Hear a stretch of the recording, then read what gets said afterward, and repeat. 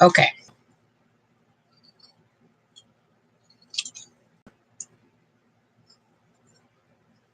Nobody's here.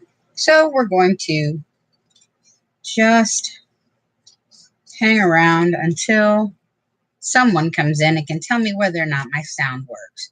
If my sound doesn't work, my laptop is going to go airborne. Yes, it is. I'm going to throw this thing in the air and see how well it flies. Because that's about where I'm at with this silly thing. Yay! Hi, Bootsy! I have a voice again.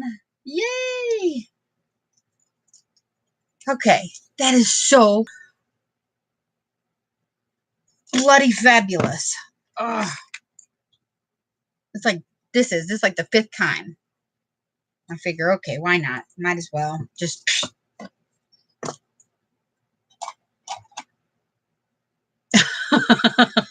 Yeah, I wonder how many people heard me say I was going to boot this thing across the room and see if it can fly.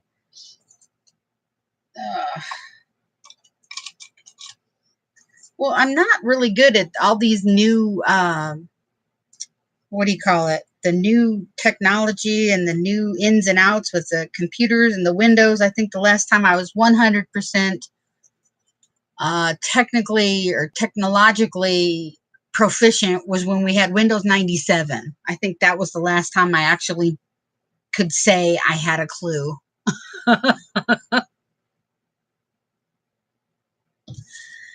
Well, I'll tell you what, this one was just about ready to go flying. So I'm really hoping that I didn't have to do that. Screaming and threatening. I know I do that all the time. It's not like anybody can hear me, but I'm still yelling and hollering at the thing, right?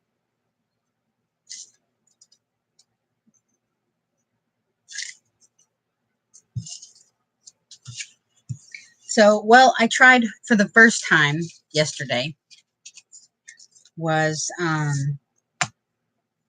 tried my first hand at beads, paper beads.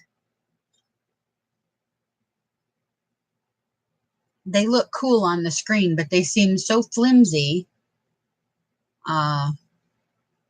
when I hold them. So I didn't know if maybe I had done something wrong or what, but I coated them in triple thick, which is, I guess, that same kind of stuff like, what do you call it? Glossy accents, but I don't know. It's a gloss glaze that I thought would make them a little rougher and tougher.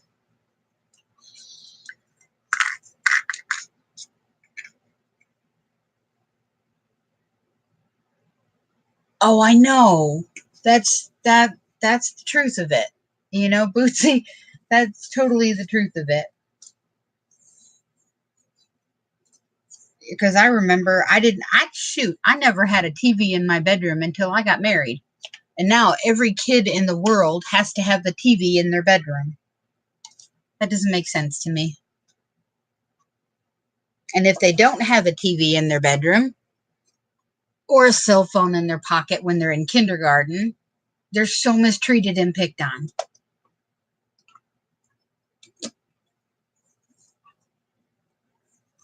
It just doesn't make sense to me.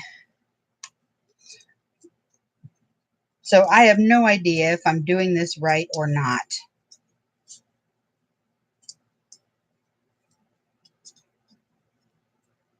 Because it doesn't seem to want to fold evenly. Oh, see, now that's cool.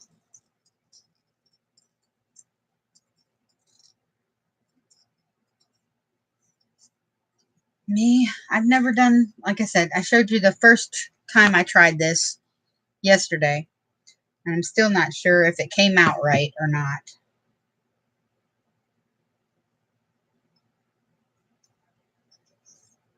But these don't want to seem to line up and make those really pretty, gradiated edges on the both sides.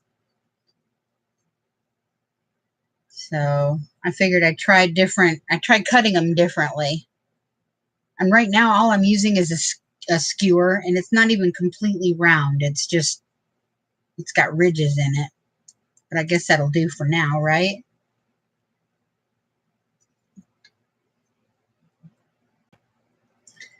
So how many of you guys are okay, well, it's only just you and me again, Bootsy.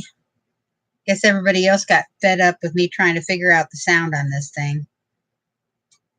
And I don't blame them. I wouldn't want to sit around waiting for somebody to figure it out.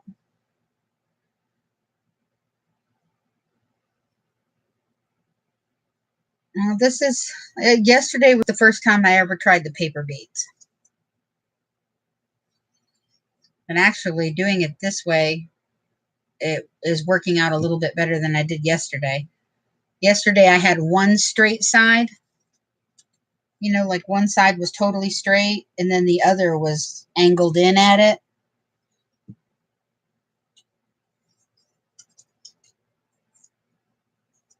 Oh, that's cool. Apparently it looks like it's only you and me.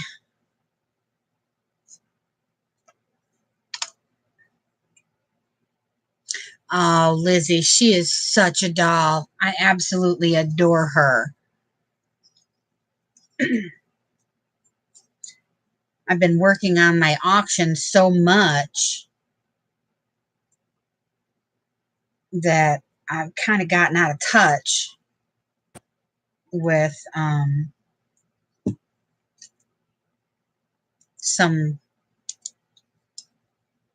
some of my regulars, and I'll tell you what, it's a bit disheartening to, you know, to be gone for a week and then it's like everybody forgets who you are. Oh yeah, she is so sweet. I love her personality. She's got such a kind heart, and she's got such a fun way to look at things.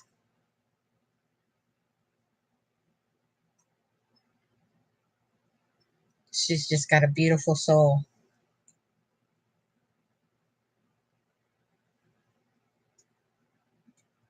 Okay, well that one didn't turn out very nice.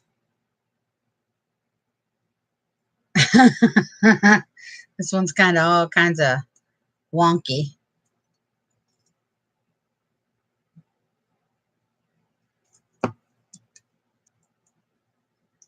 Well, I have some extra fabric and I figured I'd try fabric beads after I get the paper beads down pat, because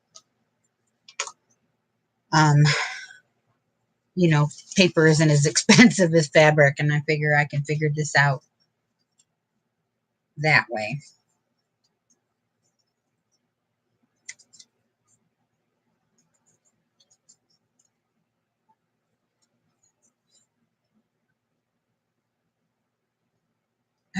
Now I've got hair all over my fingers. I do not like this Tombow glue. I really don't. It's perfect for, you know, the little nozzle, and it's got the broad tip at the other end and everything, but it's, oh my gosh, it's so sticky. You can't just rub it off your fingers. It drives me crazy. And then it just wants to stick on everything. It's just not very convenient, in my opinion. Not as convenient as it could be.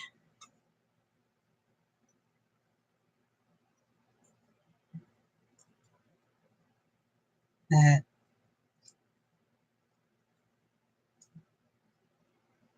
yeah. Do you have kids, Bootsy?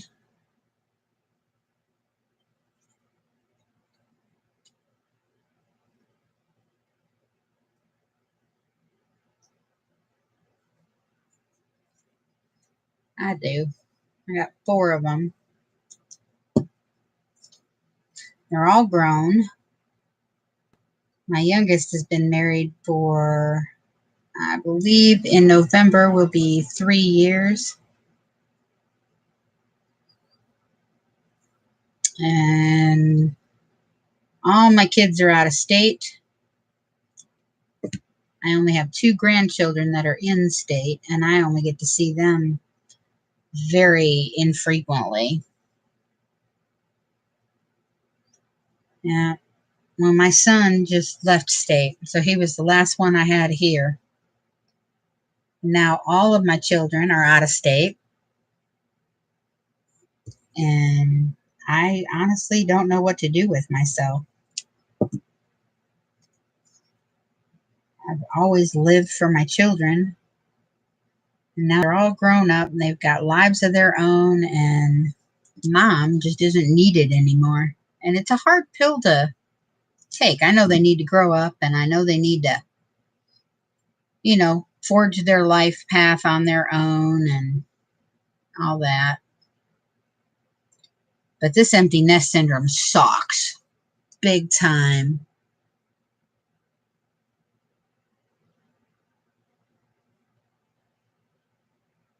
I don't guess it would be so bad if I got to see them, all the time. Ooh, I'll bet that was fun. Where did you guys go on your cruise?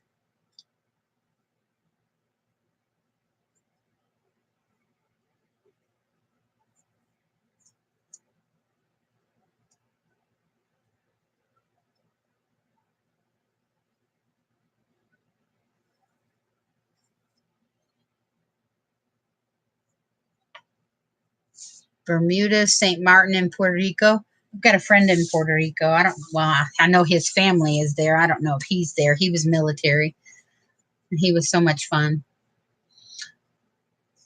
I always wanted to do an Alaskan cruise, but I like the cold weather, and I like, snow and ice and stuff like that. People think I'm nuts, but hey, I grew up in Michigan and then got stuck in the Mojave Desert for 8 years. So I don't like the heat anymore. I really don't. I grew up with snow. I grew up with seasons.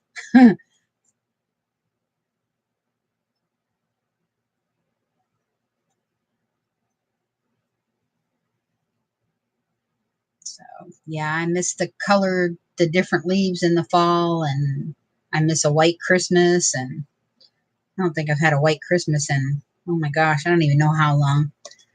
I know we've had some here, but it's not very many.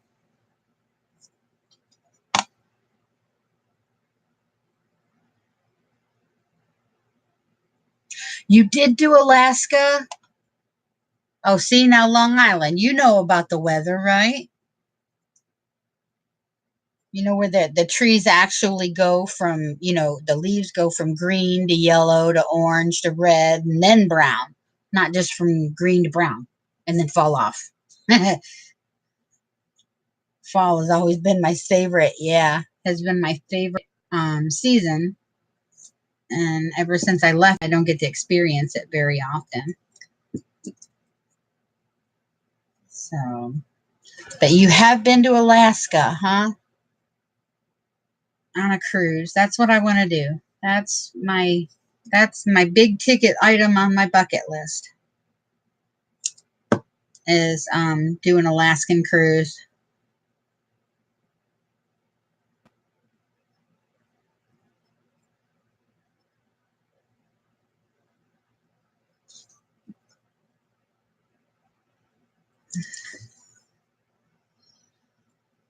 Well, I will say on the paper beads that they come out much nicer if you do it in a pyramid shape. If you cut the paper in a pyramid shape and don't leave it with one straight side, obviously, because I am getting the what do you call that? The gradations, I don't know, but I am getting what it makes it look like a paper bead. So that's cool.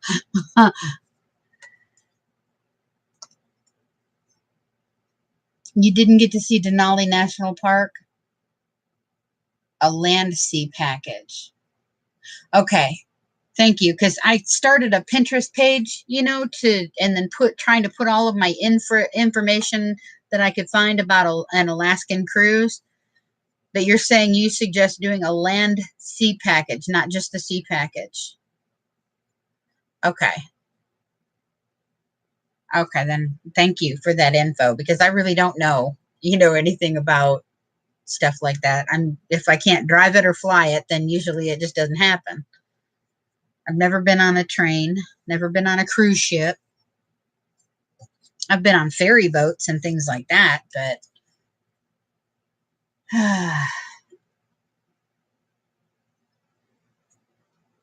but other than that, I haven't done anything else. Unsore. Princess Cruises does a good job. Okay, so you do the Princess Cruises. All right. I guess I'll have to do some more research into that. But yeah, the Alaskan cruise is my big ticket item. So I'm a simple person. Oh, I do too. I've been to there's two areas of the United States that I haven't been to. And that's the Pacific Northwest and the Northeastern, like the where you guys are. I haven't been to New York yet. And then the New England states. I haven't been there. But I've been everywhere else, all along the eastern seaboard, the southwestern, southeastern, I've been all the way down to Florida, Louisiana, Arkansas, all the way up to, I was born in Michigan. So, hi, Laura. Thanks for joining us. I had a really hard time trying to get this live stream started.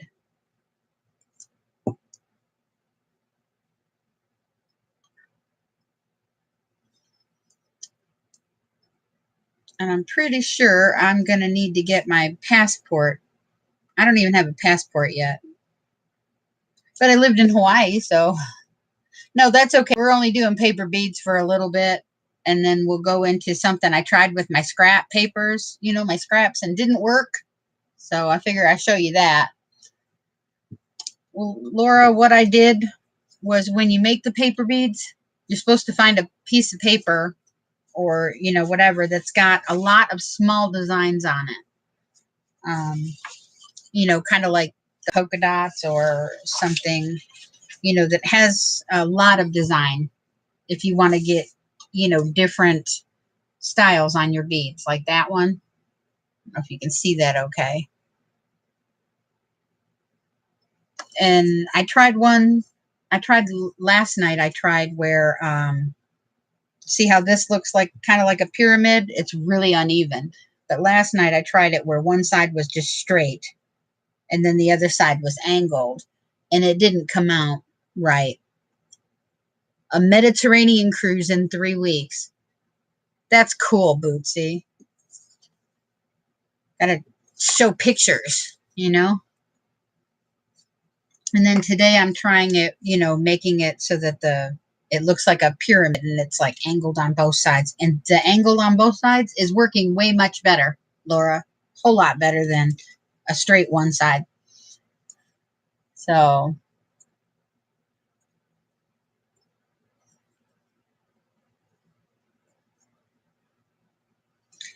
but yeah, I got to get my passport, and then I got to figure out all of the ways to, like find the cheapest way to do it, to be honest, because, I'm not rolling in any kind of money, but I don't know if it would be cheaper to fly to Alaska or not fly to California and then get on the boat there, or how that works. I don't know. Because I live in the middle of the United States. There's no way a cruise ship is going to be parked on the Mississippi River for me to pick up.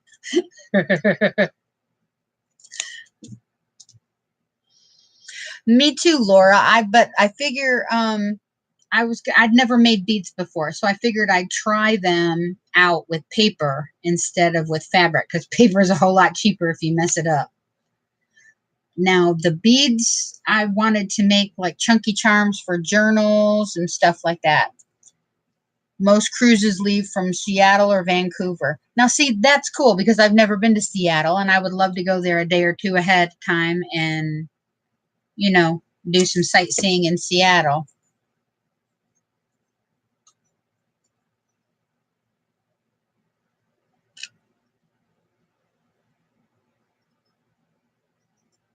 So that would be a great motivator to be able to see at least one of the states in the Pacific Northwest, you know. Now, from Long Island, do you guys do you fly out there to from Long Island, Bootsy, and then pick up the flight out there? Yeah. Now, are your plane tickets separate, or do you does it come with the package?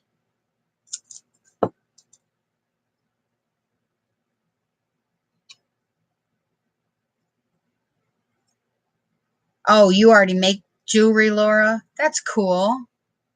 Oh, you book everything separate.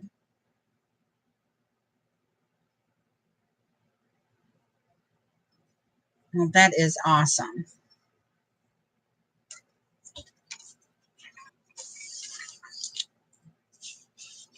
Wow, that went a whole lot faster than I thought it would. Then you see, I'm not even measuring. Me neither, Laura. We were talking about it. Bootsy's been on an Alaskan cruise, and I haven't yet. So, and that was one that I really wanted to do. That's on my bucket list.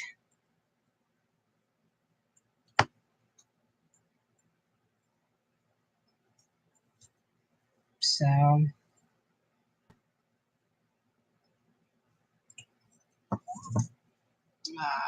let's get a pencil.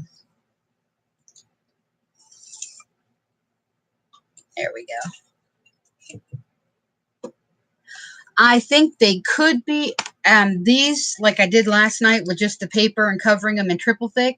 That, no, they wouldn't be durable enough.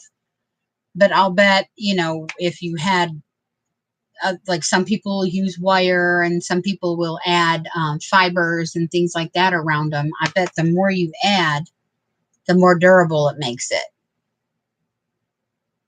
Yeah, if you use a really strong wire. And see, like this right now, all I'm using is paper. And I figure once I can figure out and get the knack from this down, then I'll be able to start adding, you know, components and things like that to, you know, to make them more durable and more stronger, I guess. Duh, that wasn't redundant, was it?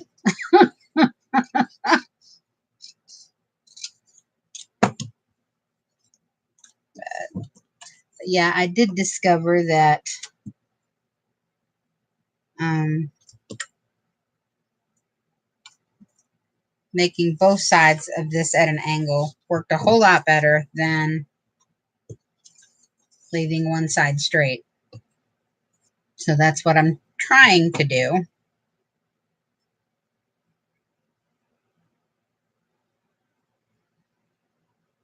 This is the first time. I don't even think I've watched a video yet on how somebody has done this. I mean, I've watched it as far as,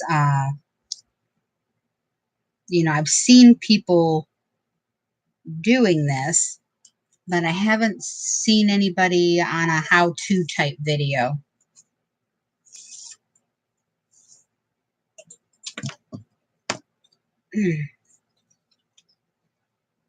Yeah, Laura, I did do that with these from last night. I did use some triple thick, but I couldn't figure out an easy way to do it. It made a big mess. So while I'm using triple thick, I'm also making a mess. I had them on a stick and I had them, you know, stuck in some foam to keep them sturdy.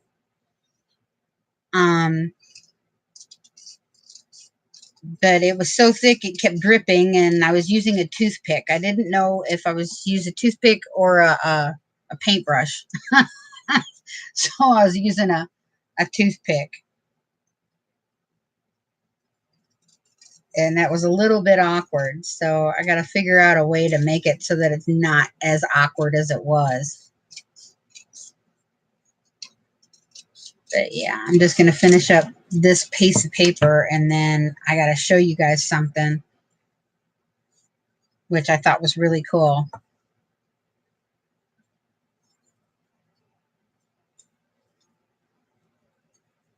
And then I thought I was going to try and figure out how to make it. So I was sitting at my desk last night pulling old file folders apart just to see if I could recreate one of those mini journals that I bought, because when I opened it, I discovered they had some pockets in there, but it wasn't pockets they added externally. It was all built in with the cover. So I was trying to figure out a way to do that and make it so much easier. And then the pockets are a lot more secure in this mini journal. It was just a really neat idea. So I figured I would share what I learned. I mean, it's nothing super special, nothing, eye grabbing, or not eye grabbing. What's the word? Life changing.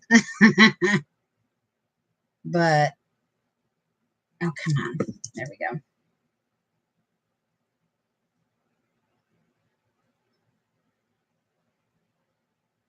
But I figured I would try it anyway.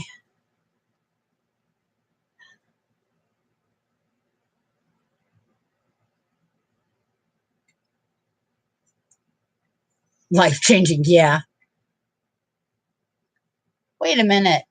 What the heck is Nightbot deleting comments for?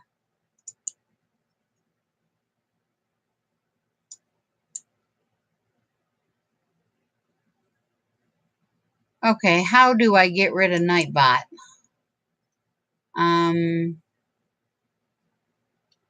Okay, I'm just going to remove him for now. Okay.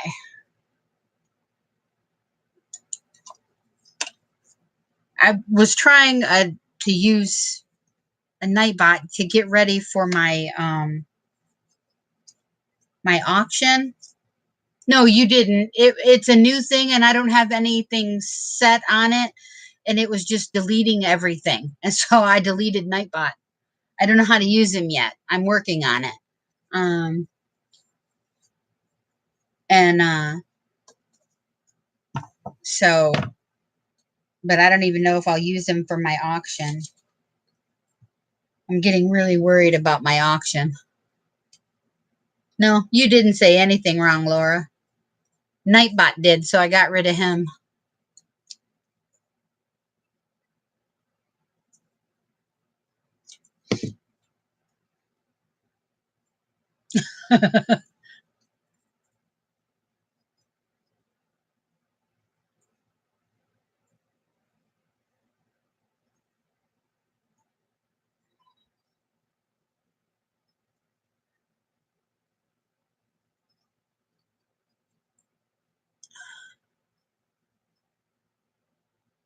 Now, like I said, I deleted Laura, or not Laura, I deleted the Nightbot. I don't know how to use him yet. I was trying to use this live stream as a test run, but it's no biggie because I don't really need him, Did she really? I've had one troll so far, but I'm not live very often. And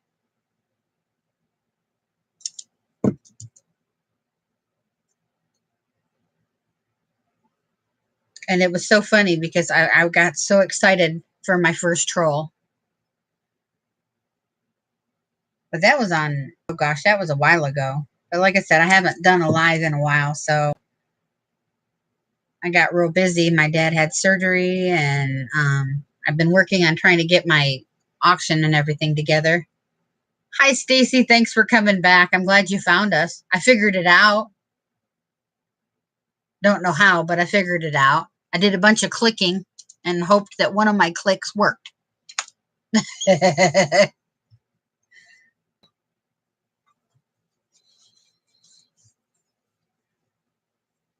Okay, Stacy, can you hear me? Can you hear me now? Can you hear me? Can you hear me? Can you hear me?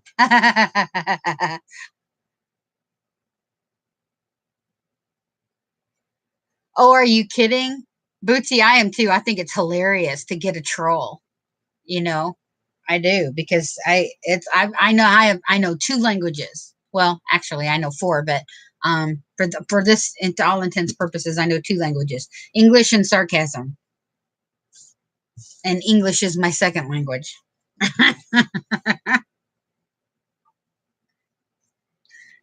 Okay, so I got these done. I'm waiting for the glue to dry, and then I will figure out how to do the triple thick a lot easier than yesterday, I guess. So, but there are the beads that I've done. And that's so funny because I only had like a sliver of a piece of paper, and I was able to get 8 beads out of that.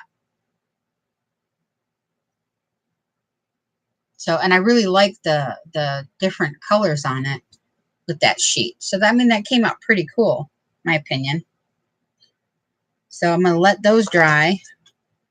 I was going to do some more, but I don't think I'm going to do any more right now. My fingers are tired of sticking together with this Tombow stuff.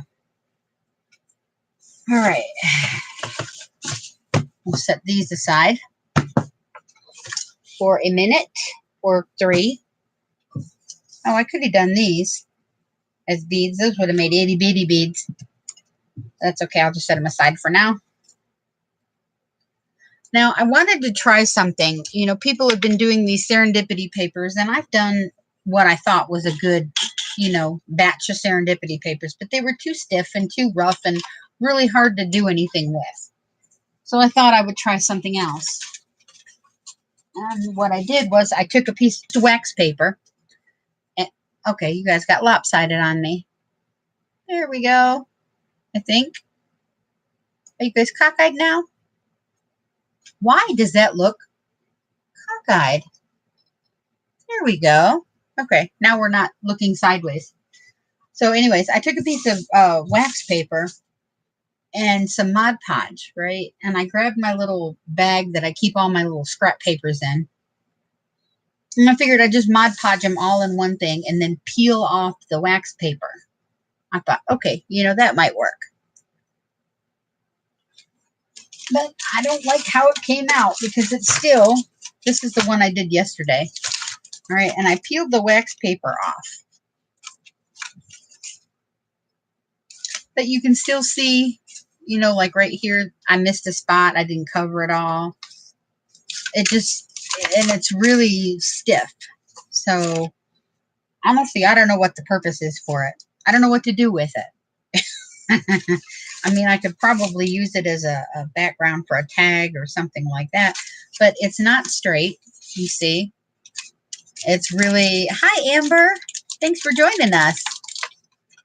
It's really, doesn't seem like something that would be easy to work with. And when I started pulling the paper off, and the only reason I got the idea, let me see if I can find it.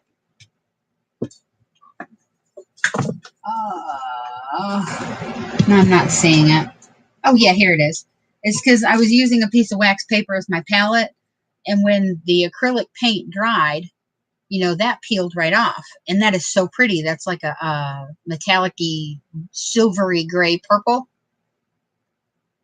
And it's like a skin, and it's, you know, but this is just acrylic paint. So I thought maybe that would work with paper. Well, this is what the end result was when I glued it all on. And I thought, okay, it'll peel right off, right? Because it's wax paper. Well, some of it does. But then you get, let me see. You see how it's splitting right there? Hi, Kathy. And it's not all the way coming off. So I'm wanting to say that this attempt at doing something with your scraps, at least mine, didn't work. This was a fail in my opinion. And maybe somebody's got a better idea as to you know, how this would work a little bit better.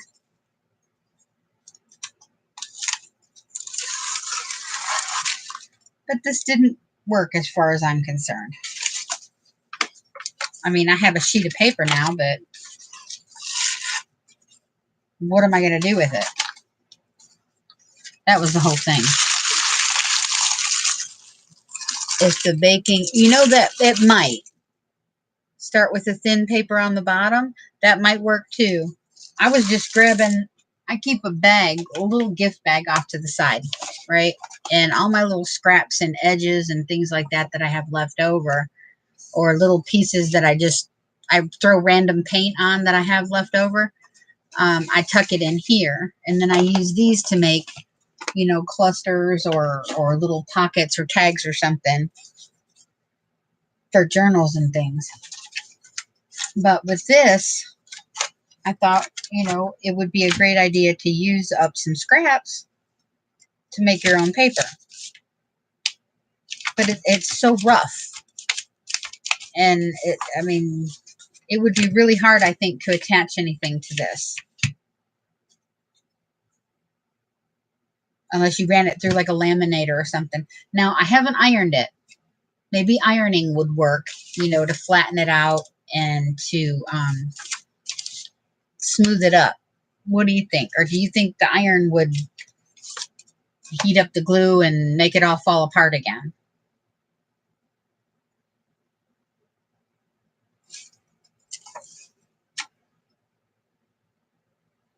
Yeah, I could probably do that, Laura.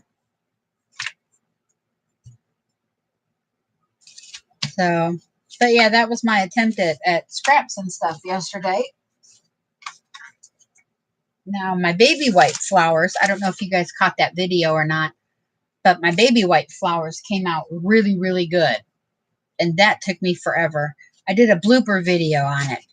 And then my bloopers, not all of my bloopers came through, which really kind of aggravated me. I'm still learning this edit and editing thing. The software that I downloaded for editing videos, the OBS, I can't figure it out. So I'm working with Windows Media or Windows Movie Maker, and that probably has a lot more options that I'm aware of, but I'm a dingbat when it comes to technology. So actually, that's a really good idea, Bootsy. I've done that with other things. Perfect tiles. Oh, that's a good idea too.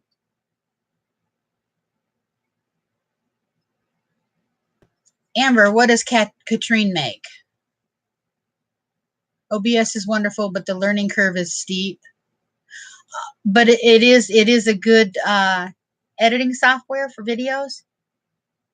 I'll probably just have to take a day and just focus strictly on OBS and maybe the video tutorials and things like that, so that I can get that down, because I'm not really happy with the editing of capabilities of Windows Movie Maker. Oh, the baby white flowers. Yeah. Adobe Premiere Elements. See, that's one thing I don't have yet. That's one thing, another thing on my bucket list that doesn't have to do with travel is the Photoshop and the Elements. One day. One day. Let me see. I'm going to grab. Oh, come on.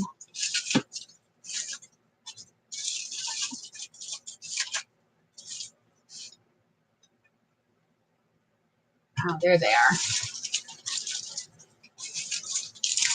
Okay.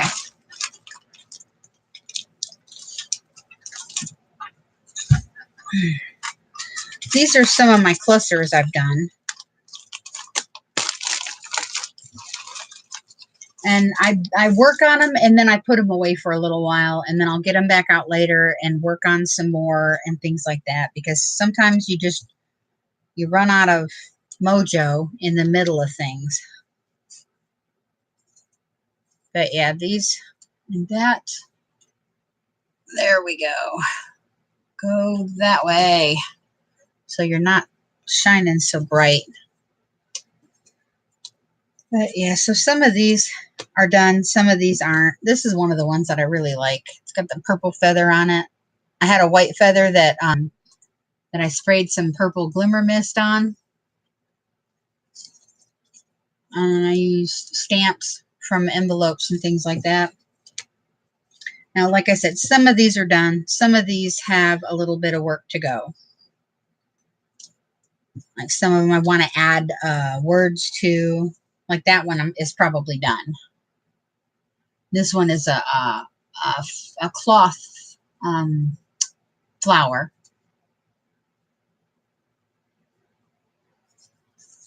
Yeah, so some of these are done. Some of these aren't.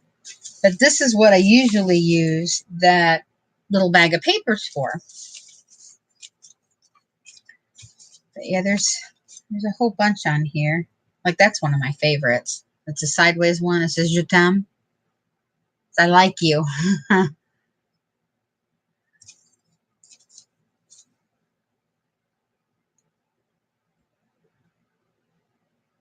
You put glitter nail polish on them? Thanks, Amber, and thanks for dropping in. But here's my baby white flowers if you wanted to see them real quick. No, that's extras. But what I found was using extra brads that I had and layering them. Let me see. Trying to make it so that it's not so cluttered in the background. But there's layers. And then I use a brad as a center. And I figure if I go to use them, I can add glitter or, you know, whatever to kind of make them stand out. Well, I kind of do, Amber. But it's one of those where I called it my blooper video because it took me forever just to figure out that it was so easy to do. And I was making it so difficult. And yeah, baby wipes don't punch out very well with a paper punch, you know, like this. And that was what I was trying to start it with, and then it wasn't working. Even against cardboard, I was just having a hard time. And then finally, I just folded up a bunch of baby wipes, you know, folded them over and napkins and things. Okay, for example, like this one. This is one of my napkins that I had my spray off, and I would fold it over and fold it over and then fold it over again so I could get as many cuts out of one time as possible. And then I would cut out circles. That's all I did was cut out circles. And then I would layer them 5 or 6 deep.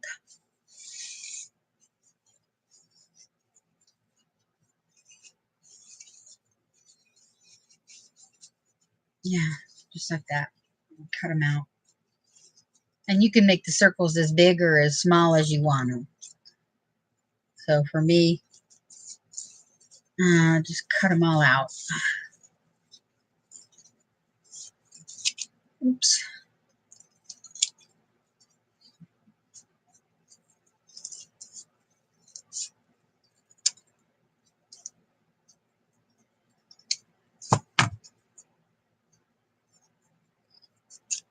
All right, now you see how many layers that is? Now you could actually, you know, use all of those layers.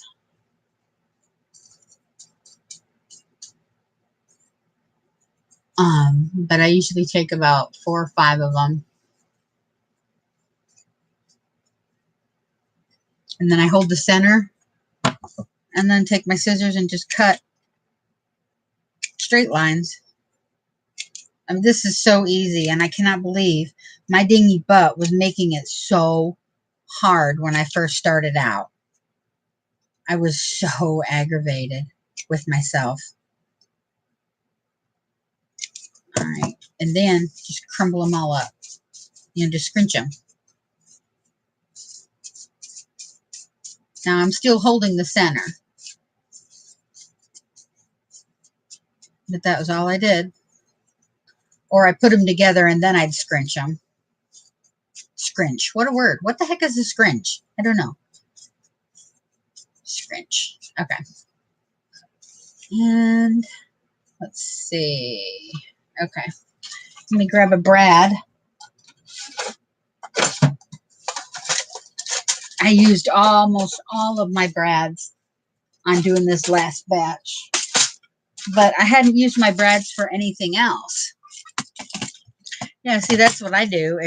I was starting to amass an entire amount of all of these baby wipes and stuff, and didn't know what to do with them all. Let me see. There we go. And then I just used my pokey tool for my dies to start me a hole in the center. Ran it through just to give me a starter hole. And then pushed my brad through.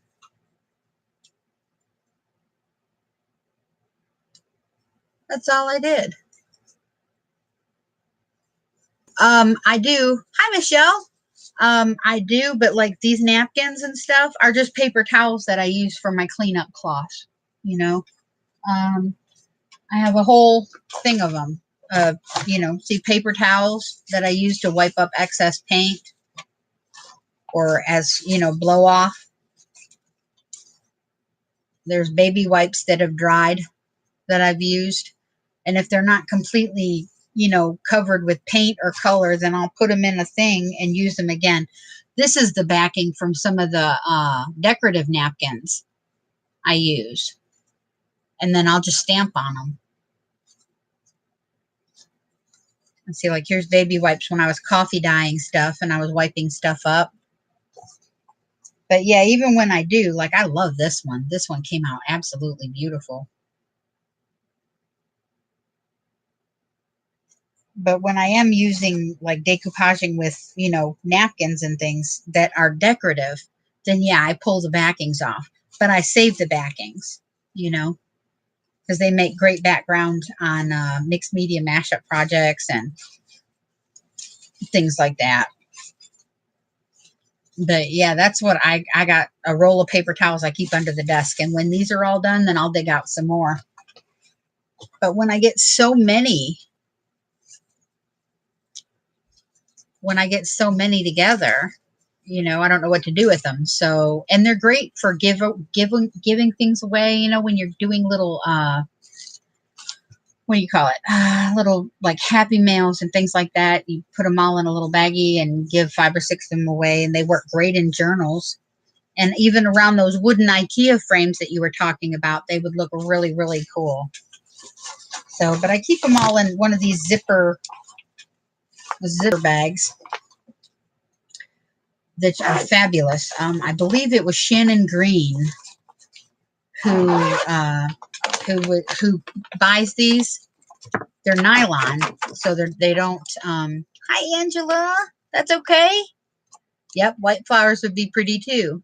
And recycling, yes, reusing. That's my big thing.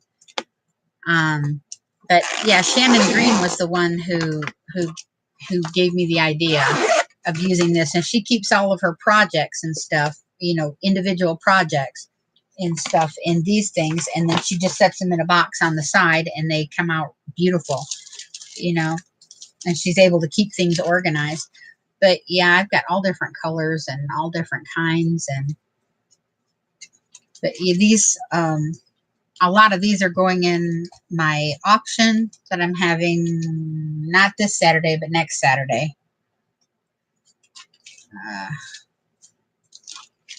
But yeah, you can make these as thick as you want or as thin as you want.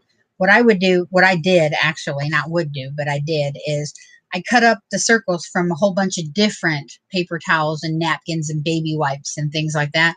And then I mixed all the circles up. What bags? These bags?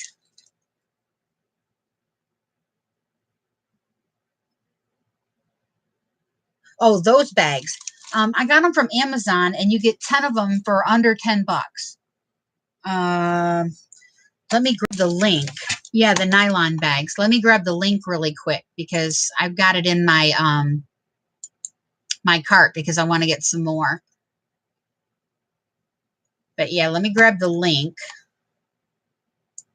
And I will give that link to you guys. I know I'm not an affiliate, so I don't make any money on this or anything like that. So just to let you guys know. Okay, come on. Where'd you go?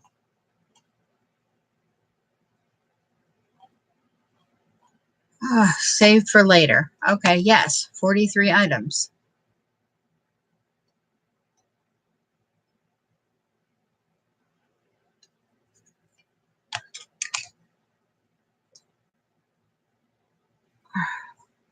Give me just a second and I will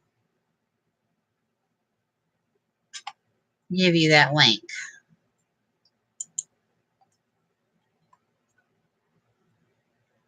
Clips? Yeah. Okay. Oh, my computer wants to be goofy right now. All right, come on.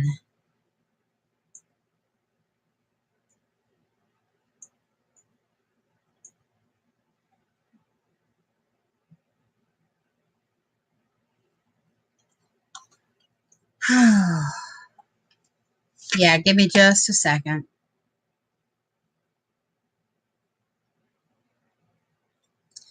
There we go. Found it.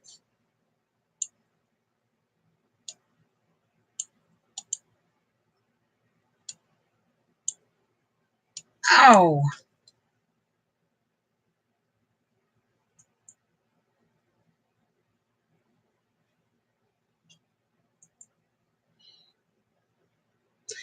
But yeah, when I saw that video from Shannon Green and she had that, I thought it was perfect because I got an ADD brain too. I'll start 200 things.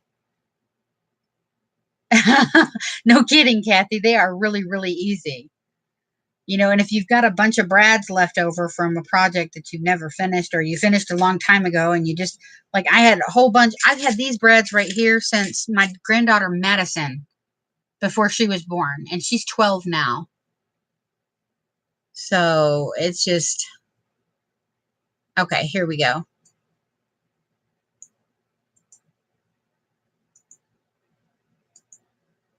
All right, here's that link for those bags. This is the only place I found them, and as cheap as they are.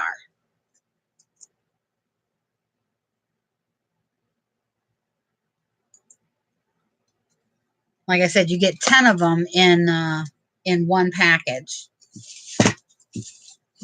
And they've got the little zipper pulls on them, and you can label them. And I mean, it's a really great organizational tool to keep your things together.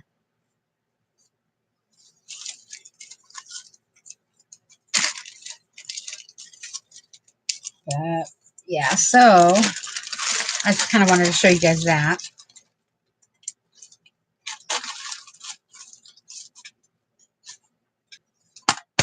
And then you've seen my clusters. But with those scrap pages, like I said, I don't know what else to do with them. And if you guys think clusters would work, they probably would, because they're so busy. Awesome, Kathy. But they're a fabulous way to organize things. She was saying, I wish I had the link for her video, but if you know who Shannon Green is, she doesn't have a weird channel name. It's just you can look her up under her name. Go in her list of videos, and I'll bet you'll find it. It's really, she helped me a lot. For example, all right, I've got, my napkins and baby wipes that aren't finished yet, but I'm still using them in one. Another one is some of the, let's see, Angela Rossetti sent me some, well, Bootsy, it depends. Are you a moderator? If you're a moderator in a live stream or something like that, it'll let you do links. If you're not a moderator, then it won't let you do links. The only Only moderators or the owner of the channel are allowed to do links unless they give you, you know, permission. So, but yeah, this is like advertisements in a different language that I have right here because I plan on doing a thing. Right here is my stuff for my glue book, you know, and in it, see, it's even got the little pulls and you can add little tags to say what it is. But I've got like magazine graphics for my glue book. I keep glue sticks in here. I've got 2 different glue books I started, you know, so, but I keep it all in one spot. So I'm not, when I feel like working on my glue book, I don't have to go searching for this drawer and this drawer and this drawer. All my glue book stuff is right here. For example, like I haven't even done the cover of this yet.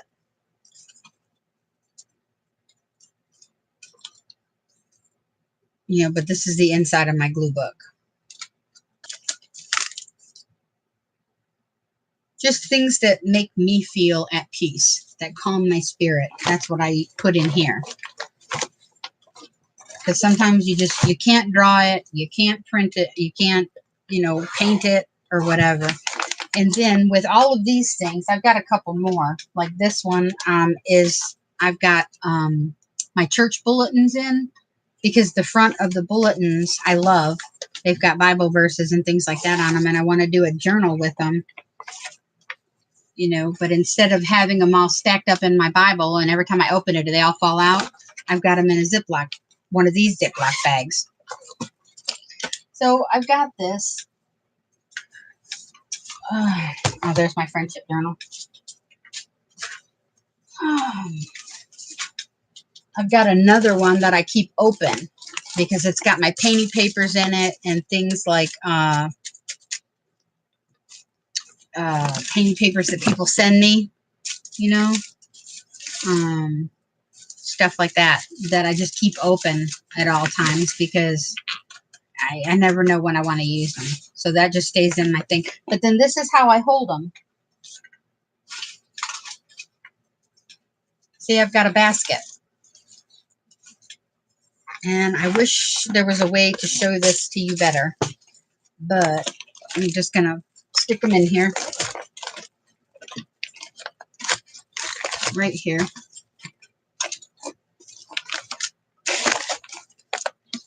See, and I've got 5 projects right here in one basket that I can easily get to. You know, like here's my napkins if I want to work on flowers or if I need more napkins to wipe stuff up. They're right here. Boom. I just reach in and grab them out. If I want to work on my church my journal with the church bulletins, you know, it's already in here in one spot. I don't have to go digging for them. Same with my glue book. Same with, you know, my my other languages pages. And then boom, they're just in one basket, and I keep it under my desk. So that way, whenever I want to do it, it's all right there and I don't have to go digging for things.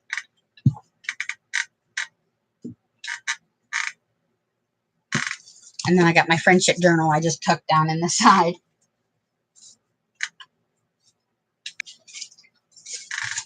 But with my scattered brain, if I don't have stuff like that, I will forget things.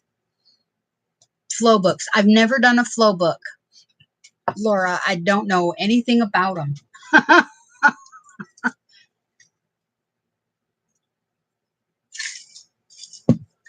Okay. Now, on that note, we're going to go ahead and get into the mini journals. Went back and ordered a second set of bags. This is going to help so much with cleanups. Yes, clearing up space. That was my thing. You know, because you come across something and you've got a whole bunch. Say, for instance, my clusters. There's probably a good 60 of them right there alone. But there's like maybe 5 or 6 that match or that coordinate. And I would think that would look really good in a such and such.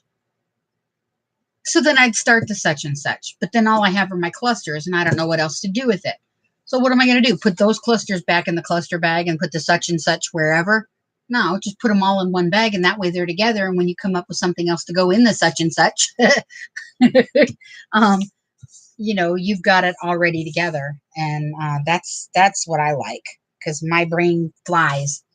It goes back and forth all the time. Okay, so I bought this at Tuesday Mornings, or it came with an ephemera pack. I forget. It's a little bitty journal, and I love the size. I love the coloring, because it's, you know, it's got the brown craft paper and then the brown inked on stuff. But I just opened it yesterday. I just figured it was a little notebook, you know. And when I opened it, it had these pockets on the inside. And I got to looking at it, and the pockets aren't separate. It was like they were molded into the cover. And I was trying to figure it out, and they sewed it in. And then there's another one on the back. I thought, what a cute little idea. I wonder how I could do this. So I sat down and tried to figure out how to make some of these. And I made a couple, and then I kind of did them what's the word? I did them my own way. All right. So now this one, the pocket's folded in from the side. And so I didn't realize that. So I cut it too short. So instead I did the pockets, and I just pulled them up from the bottom.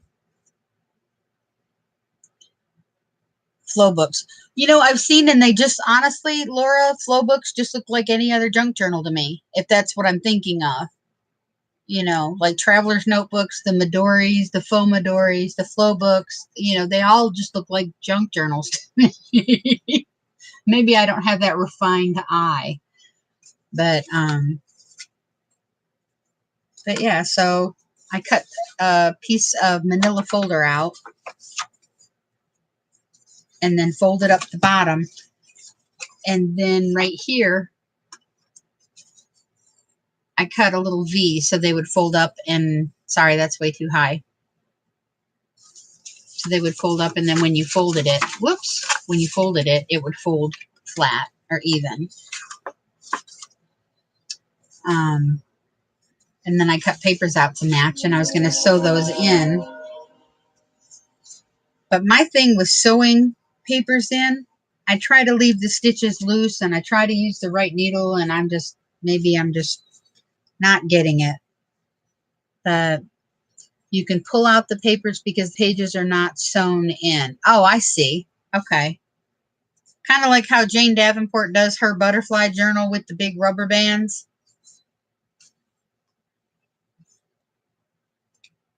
Is that what it is? Okay, so I did that way. That was one way to do it. And we'll do one in a few minutes. And then this one, I've got two signatures.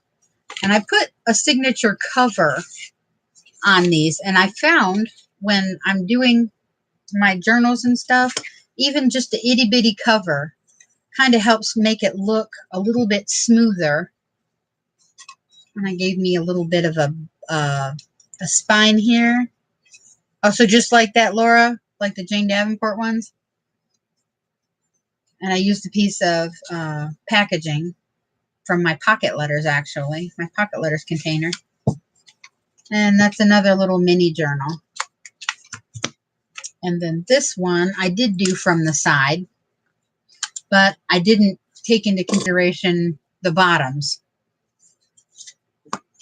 So that's this one. I cut out from manila folder like that, and then I folded it in. So all I'd have to do is glue the sides or glue the bottoms or tape, however you want to do it, and then, you know, run a little glue line here. And then I made more signatures.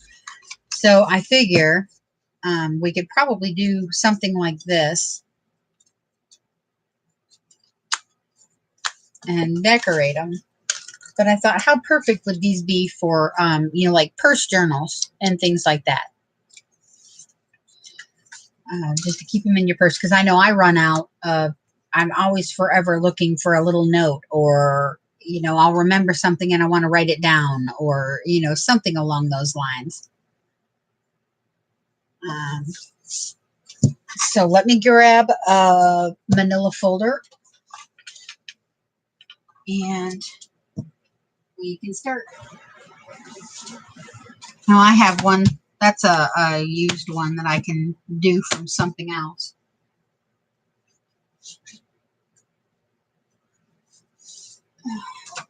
That one's also old, recycled. Yeah, it still has, it has age spots on this one.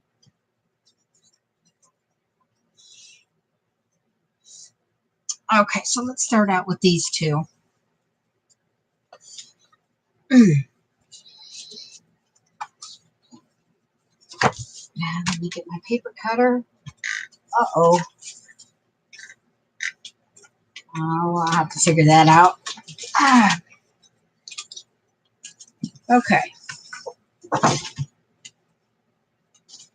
Let's work with this one. Now, first thing I'm going to do is cut off this, well, I don't have to cut it off. I guess I can just pull it off because it's old. They are, yeah, they are a cute size. I said this isn't old, so the glue doesn't even want to stick anymore to hold these things on.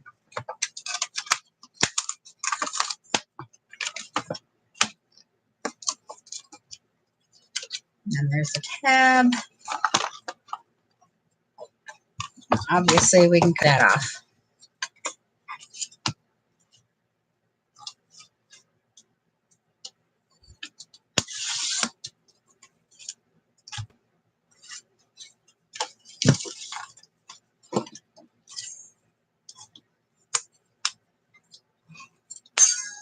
Oh, that didn't sound good. All right. So we'll set these aside.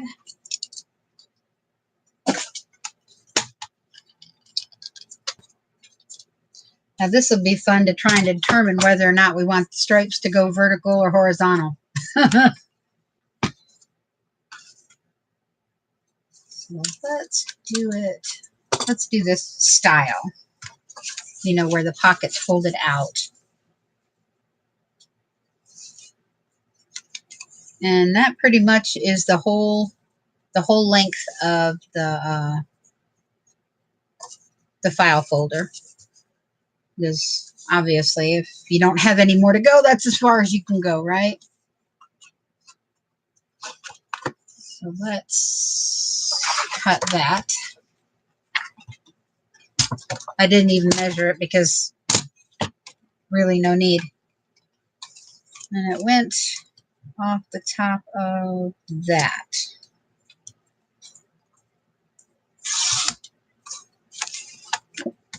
And we'll set that aside.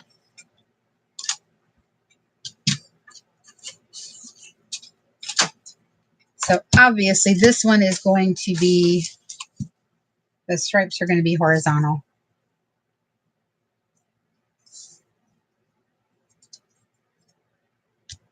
Okay. Now, the easiest way I found to do this was just fold it in half.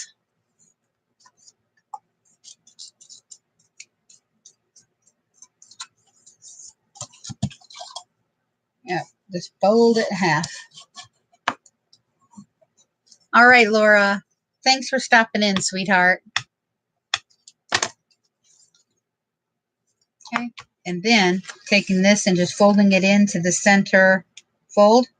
Not all the way, though, because you got to make room for the your signature. And obviously, since this is going to be a mini journal, you're not going to have like 200 signatures, or you'll probably just have one plain one. But still, to each his own, you know.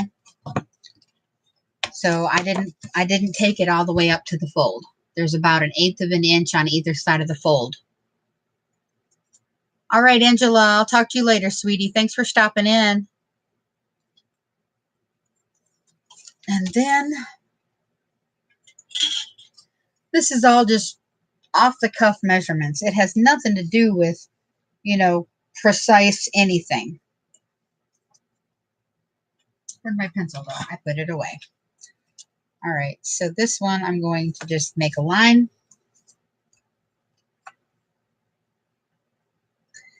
And I'm trying to make the pockets even, but if they're not even, they're not even. It does not matter, I promise.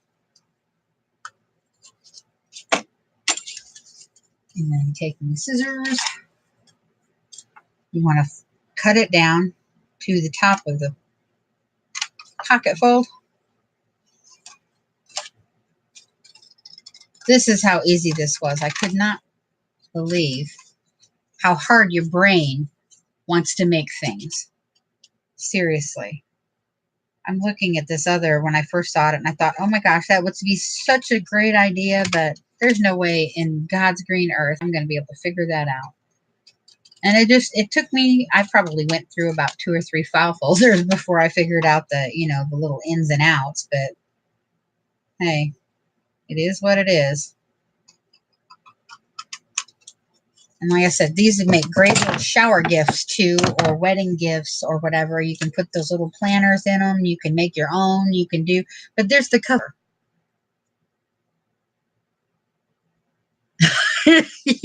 You're making a whole bunch of flowers now, huh, Kathy?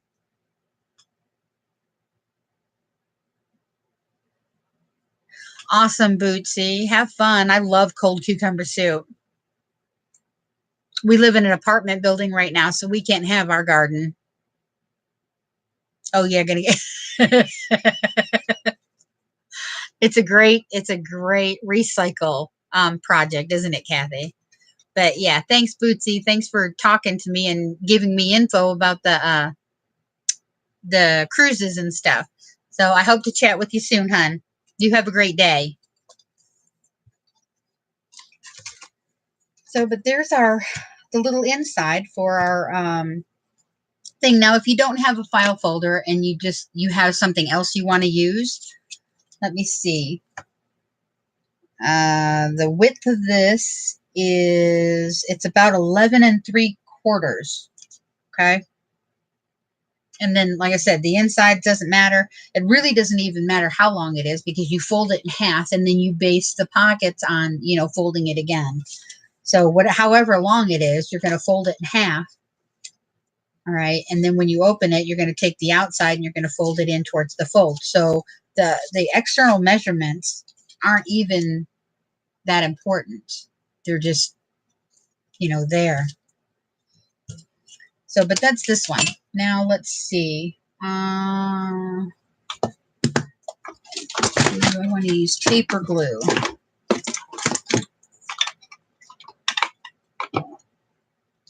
Okay, that is just not funny. Okay, I think looks like I'm going to have to get another roll of tape. So let me reach over here and get a roll of tape. And there we go. Now I get these rolls of tape. Okay, they're double-sided tape. I think they're 1/4 inch. Yeah, they're 1/4 inch wide. And I get a roll of 10 of them from AliExpress for like $5. So when I order them, I'll usually order like 2 or 3 sets, and then I have them. I can give them away in my giveaways or my drawings, things like that. But I've always got double stick tape. So this is what we're going to do.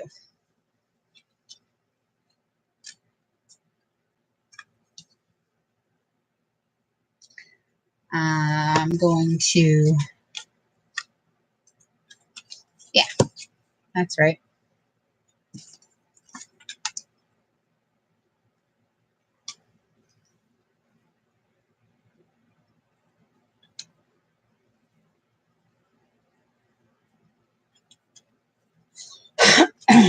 Going to tape the sides.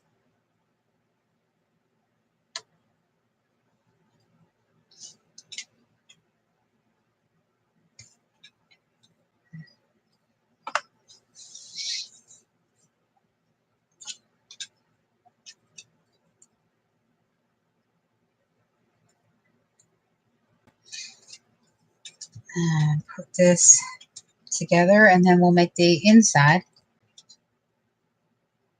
But this was so easy, and I thought, you know, so many people like to, well, I won't say so many people, but there's a lot of people that make things a whole lot more difficult than they need to be. And I thought something simple and easy was on the agenda that would be really cool. And you could sit here. They make good stocking stuffers too. Christmas is coming up. I know it's like 5 months away. Okay, I do. But when you've got a bunch of people, even something as simple as filling a stocking can become a very arduous process. I had 4 kids, and when they were growing up, so it was pretty difficult to come up with something that all of them liked that was different from the others. You know, because I had 3 girls and 1 boy. Now, my son, that was easy. Now, the girls, on the other hand, Mom, you got her one of those. I wanted one of those. No, I didn't want this one. I wanted that one. I'm like, oh, okay. Anyway, so something like this that you could personalize even, you know, with a name or, you know, even a theme. Like my son loved Pokemon while he was growing up. So I could have made something Pokemon for him, like a calendar or some silly thing like that. My one daughter liked Hello Kitty. My other daughter liked Gem and the Holograms. So being able to personalize things like this is a great idea. Now let me get something to... Okay, here we go. See? Well, that's too big, but still. We got a pocket. We got a pocket. Now I think that is such a cute little cover. What do you guys think?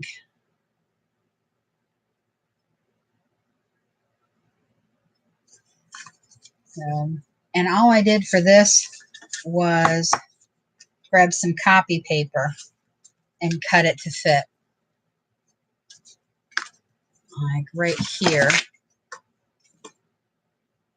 And of course, I also took my corner rounder.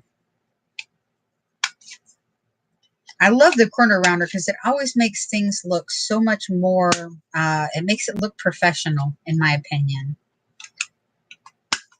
There we go. I could do this side too. There. You see what I mean? With the corners rounded. So, and while that is there, I will go ahead and glue this one up. Well, tape it up, not so much glue it. No, I'm not going to do this one yet because I haven't decorated it, and I think I want to decorate it first. So we'll put this one aside, and since this is the same size, I will go ahead and just use this signature. Now, when it's folded, it is 3 inches wide, okay, and about, it's 5 3/4 tall. So this is like a perfect purse size. And these papers, I cut it by 5 1/4 and 5 1/4 because when you fold it in half, you know, you're down to 2 3/4. And then obviously this way is 5 1/4. And it fits perfectly right in there, just like that. Now you can sew it. You can do the stitching in it. You can do whatever you know, whatever kind of binding you like. Some people like the rubber bands. Let me see. I know I've got one somewhere. I just had them. All right, let me turn around and grab it. Ow. That is not.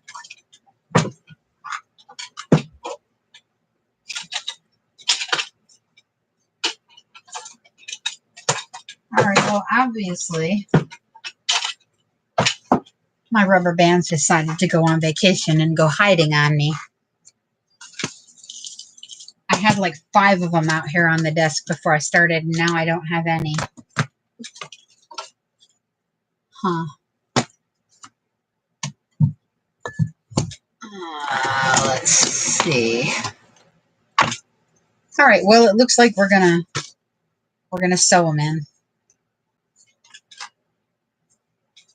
All right. Give me 1 second. I'm gonna run the sewing machine over this real quick, and all I got to do is turn around. So my sewing machine is right behind me. I just got to move the stuff that's on the floor out of the way.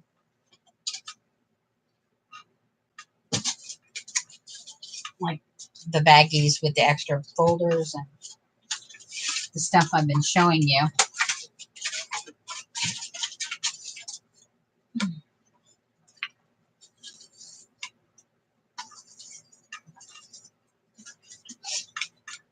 So what are you guys' plans for the rest of the week? It's a beautiful Monday. I found a little heart. Yay.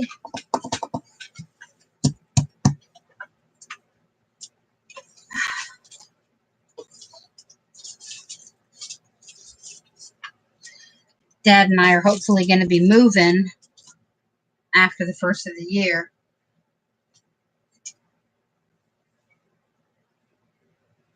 And I really hope that when we do, oh, that didn't sound good. We will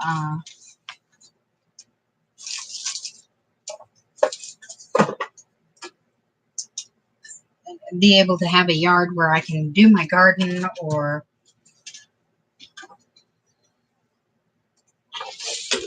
have a little bit bigger of a space for my craft area, because this is a little bit crazy.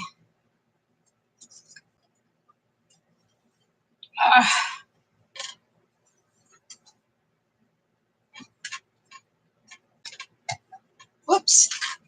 I'm almost done, I promise.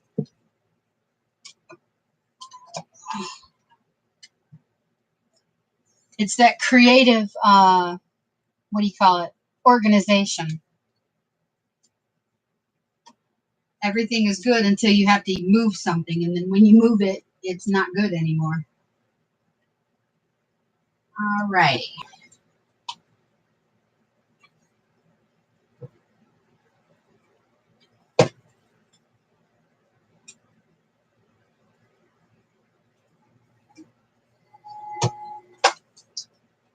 Okay, looks like it's going to be too thick for my sewing machine. Maybe not.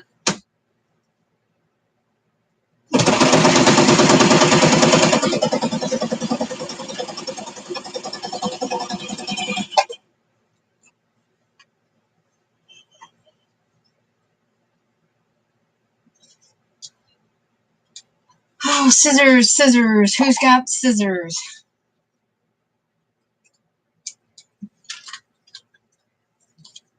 And there we go. I don't know if you can see that or not. It's folded and it's sewn in.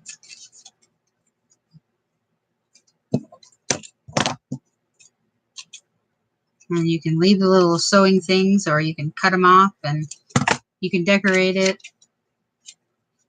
It's got little pockets for receipts, whatever you need in your purse. And that one's done.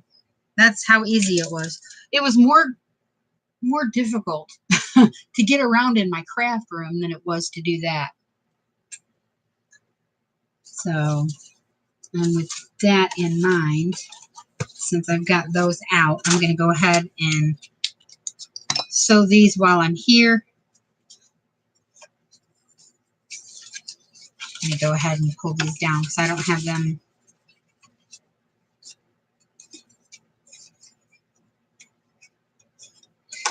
Actually, we can't do that yet because it's not decorated. So, let's decorate.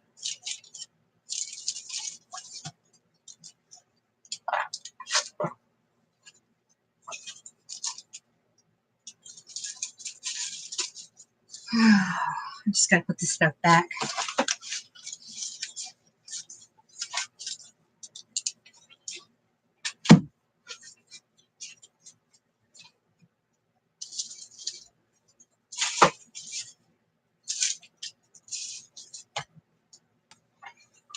But I'm gonna leave my sewing machine on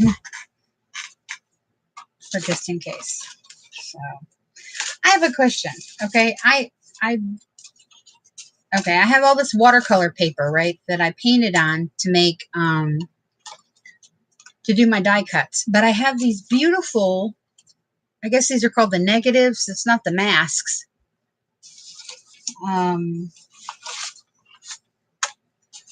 You know, leftovers that I don't know what to do with. What would do you guys use yours, or do you throw yours out?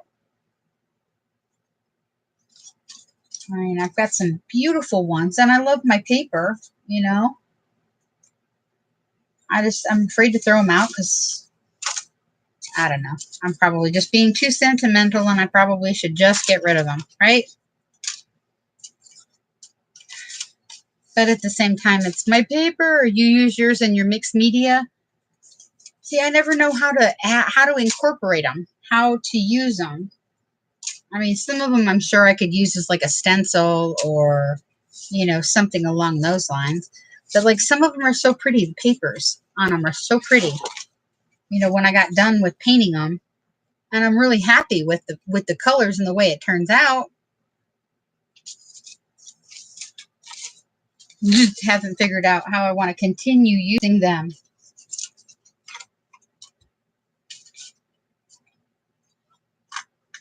So I will put these off to the side for now.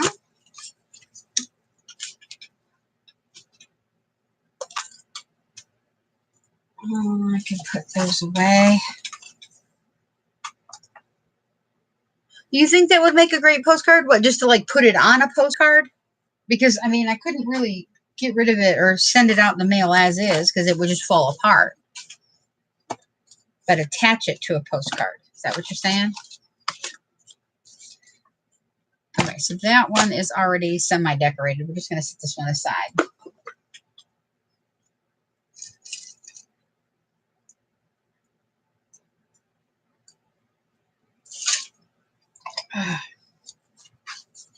And we will do one at a time.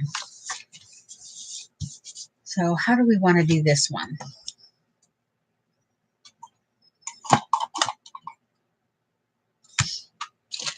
Let's start by antiquing it, aging it.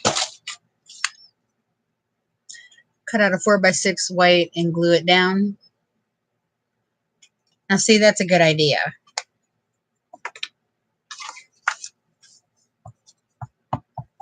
That's a really good idea.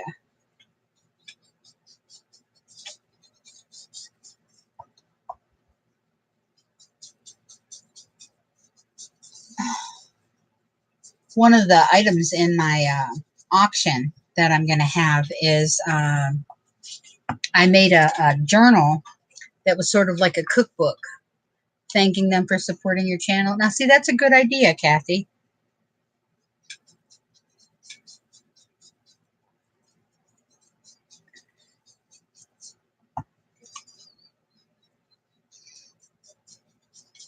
But I sat there and I aged all of the recipe cards I put in it, the covers, the papers, everything, and it made my arm go sore.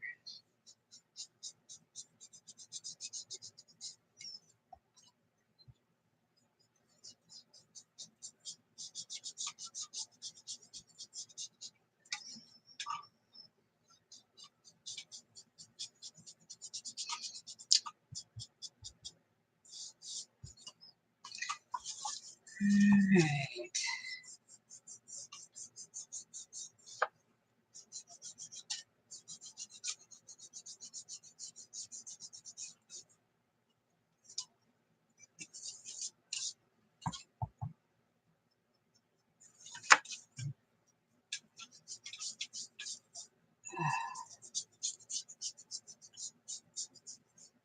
Now, see how I'm using the desk, right, to help me blend my ink? there's still so much ink left on the desk by the time you're done with it that you can't see right away. So what I do is I'll take one of my napkins or my baby wipes that I have left over that, you know, need more color on it or whatever. And I'll use those to mop up that extra ink. There.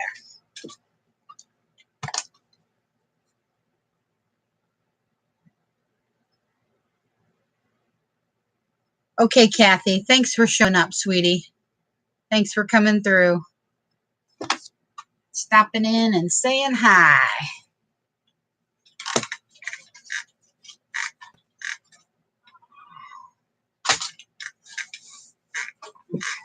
Let's see, I've got my napkins right here that aren't totally used up. Well, that one pretty much is. So I'm not even going to mess with that one. This one isn't. So I'm going to take my water. Hi, Teresa. Hi, Sherry. Thanks for coming in, you guys. Oh, you missed the first 5 times I tried to get online and couldn't figure out my sound. Something was wrong with my sound. So that's why this one says take 5.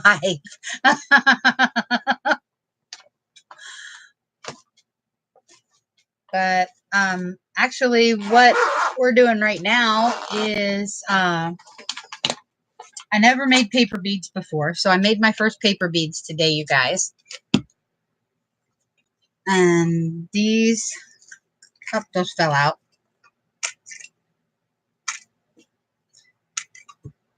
All right, these are what I came out with. I didn't make very many, but so what do you guys think? That's those. And I love you too, T. Told you don't forget to give me your deets, woman. I'll be there. But yeah, these are my first paper beads. I haven't done any triple gloss or triple thick or anything on them yet. And that was the beading part. I don't know how to make them, so I was winging it. It was pretty funny, to be honest. And then we were talking about throwing scraps on a piece of wax paper. That didn't come out. To me, that was an epic fail. And then we decided we were going to work on the mini journals. Thank you, Sherry. And I did, the first time I started them last night, okay? And I don't think I did them right. I put triple thick on these. But one side of the strip that I cut was straight. You know, it had a right angle at the bottom. And the other side was angled. I thought maybe that was the key. No, it wasn't. So the ones I did today, I did in more like a pyramid shape. And those came out a whole lot better. So I just haven't triple thicked those. And I know I was sitting here and I was talking, and all of a sudden it felt like seconds, I had like 8 beads done.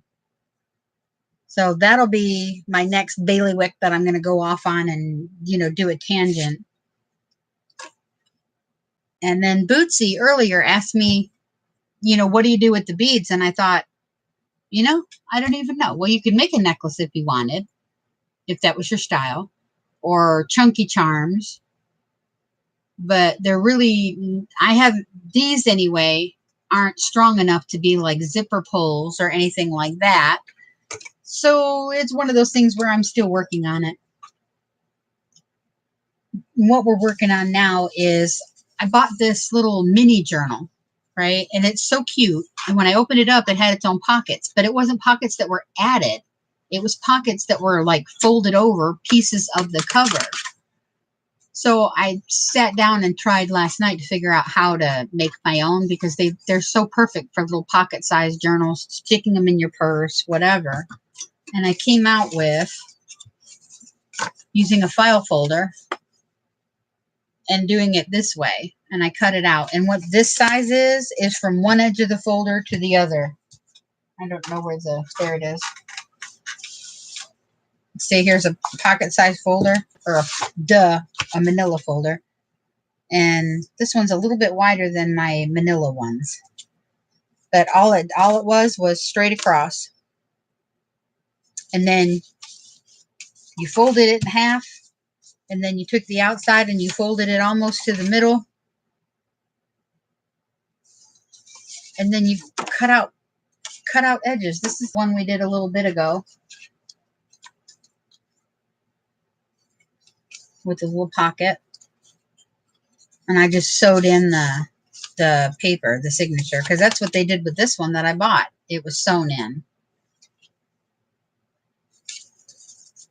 So I figured we'd make some. These are great little stocking stuffers. Okay, yes, I have to start my Christmas early. Actually, I'm a month late, but they're great for stocking stuffers. And it's not going to matter because all my kids are out of state now and I don't have nobody to buy anything for. They've all moved away and nobody loves me. Everybody hates me. I'm going to go eat worms.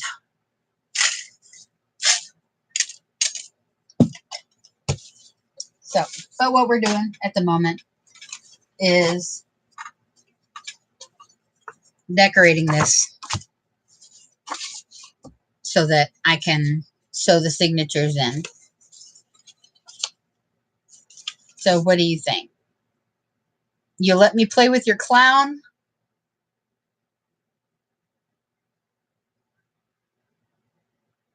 Make dangles to add to journals and bookmarks and things. Yeah, that's a great idea with the bookmarks. I hadn't even thought about that. You can keep your clown, T. I love you to death, but I'll let you play with your clown. I'm good. I had a 6-foot Bozo the Clown doll when I was 5, and that thing scared the hell out of me. And to this day, I'm not a big clown fan.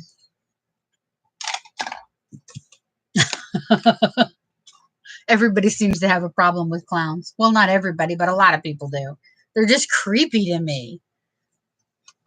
He likes to play with ladies. That's what I'm worried about. Now, if you said he likes to play with children, that would even be another ew. Yeah, I'm not big with clowns either, Sherry. It's one of those things with, no, I'll pass. See you next time. Have a nice day. All right, so I'm going to go ahead and actually I want to turn this around.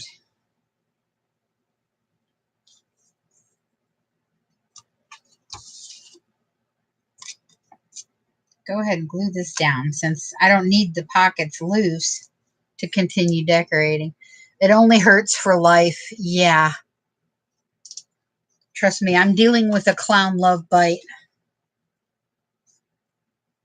And it's pretty much lasted me for life. Who the hell buys their kid a life-size Bozo the Doll clown or Bozo the Clown doll when they're 5?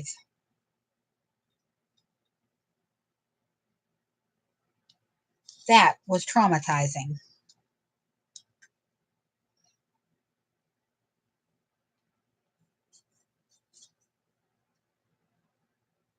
Oh, mine was way before Stephen King.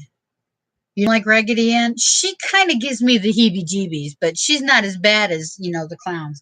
Now, Stephen King's It, ugh, he made it way worse. Poltergeist with the clown that dragged the little kid under the bed. That was hellish as well. Raggedy Ann has issues. Yeah. It's one of those, ooh. Yeah. My mom made me be Raggedy Ann for Halloween one year. It didn't go over really well. I was Raggedy Ann and my sister was a bumblebee. I'm like, I could have been the bumblebee. I really could have.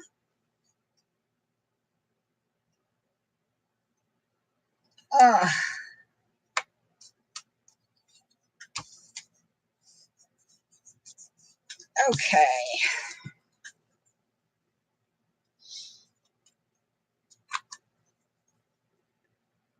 But yeah, I was saying I'd made for my auction that's coming up, you guys. I made it was like a cookbook journal.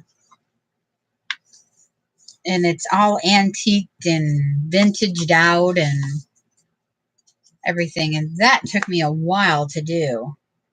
Aging all those pages and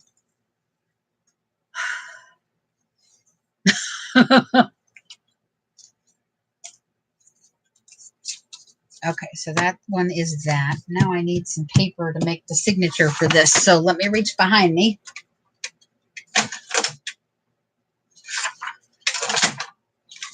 Because these are so little, you know, these journals are little. I'm not big into digging out the big guns and the hefty guns and all of that. I'm just going to use regular copy paper.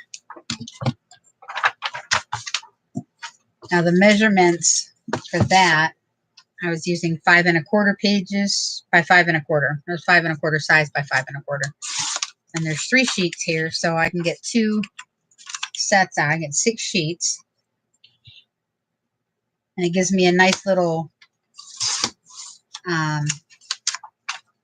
what do you call it? A nice little signature in there for something so small. But yeah, it was the poltergeist clown that that did me in after Bozo. And then it was Stephen King's It, Pennywise. And of course my daughter's like, "Oh Mom, here, you got to read the book." No, I already read the book. I'm good. Well, here, watch the movie. No. Well, I watched the movie. Bad idea. I have a really hard time with Tim Curry now. I didn't even have as much difficulty with him when he played Dr. Frankenfurter on Rocky Horror Picture Show. That was just hilarious. But him as Pennywise? No. I could have gone my entire life without watching that. Absolutely. So, but yeah, these are just 5 1/4 by 5 1/4 squares folded in half. And they fit perfectly right here.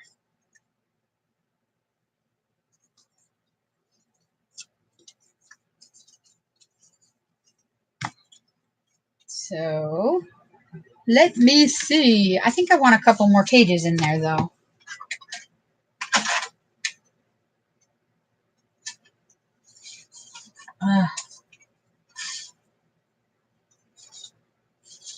I got some new things for my auction. You guys, I finished those fairy canvases with the texture paste. Ugh. And I did some Alice in Wonderland canvases and aged those.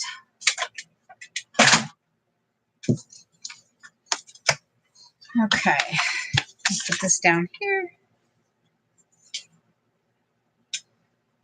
I had such a hard time getting online earlier. Well, I had no problem getting online. It was having anybody hear me. It was like, can you hear me now? Can you hear me now? Can you now? Can you now? Can you now? Hello? Can you now? Felt like the Verizon wireless guy that you wanted to shoot every time he came online or came on the screen. Can you hear me now? Bam.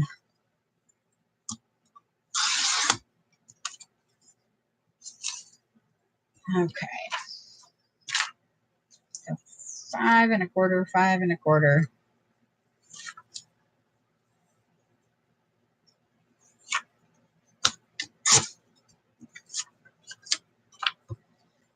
Oh.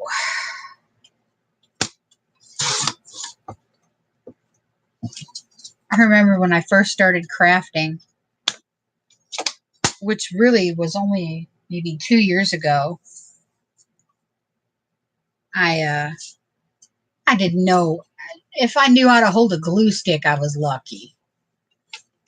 And I remember thinking, when it came to junk journals, I would never be able to start one. I would never be able to make one. I would never be able to create one. I just was not that creative. And it's true. The best, what is it? The best experience is to jump right in. And yeah, there was a lot of them that went in the trash can. A lot of them went in the trash can. And that was even before I started getting on the recycling, kick. Can't believe, now that I look back at it, how much stuff I actually threw out. Kind of scary.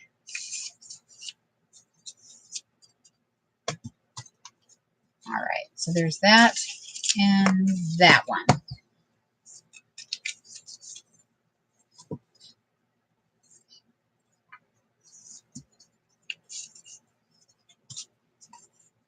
And that is the perfect size for that itty bitty purse journal.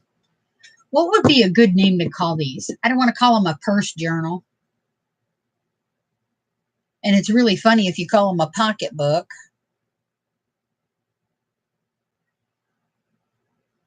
Now, I saw the Puppeteers. I loved the Puppeteers, the Puppet Master, rather.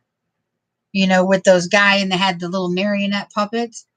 The first one you think they're bad, and then the second one they're good, and then the third one I lost track, I think, after the fourth or the fifth one. But I love the Puppet Master for some reason. It's just clowns I don't get. But with the journal thing, I don't too much either, but I'm working on it, and then I'm figuring out ways I can make them suit me. Like the cookbook journal I made earlier. It came out a whole lot neater than I thought it would. It really did. And, yeah, so, okay, now, but before I add those, we're going to decorate that and see how far we can get.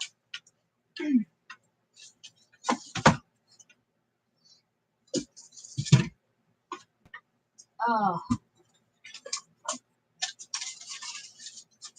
Ouch. Okay, that wasn't a good thing.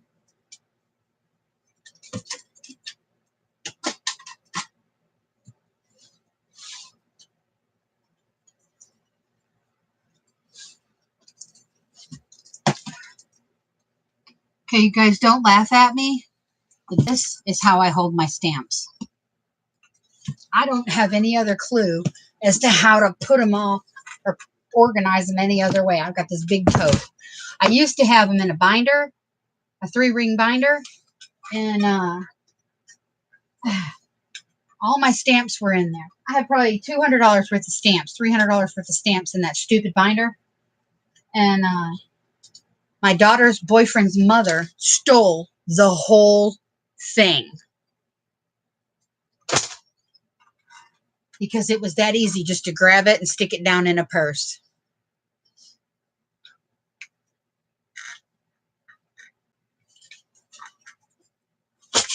And of course, she denied it, And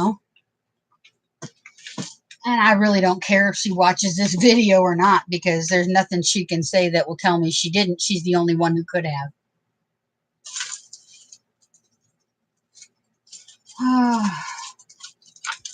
Do we want to do it fairy style? I don't know. Or a mermaid journal. I haven't done mermaids in a while. Let's do mermaids. I like mermaids. Alrighty. Let's see. Will this one fit on there? No, she's a little too big. But it might work because her hair will roll over to the back, right?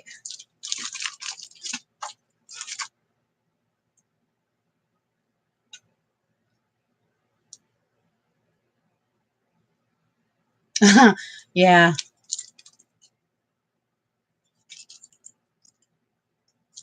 So I think I'm going to use this one. I love this stamp. Look at that. Can you guys see her? Isn't she gorgeous?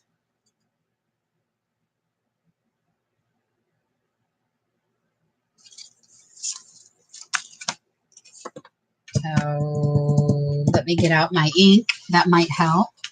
I'm not going to get far without that.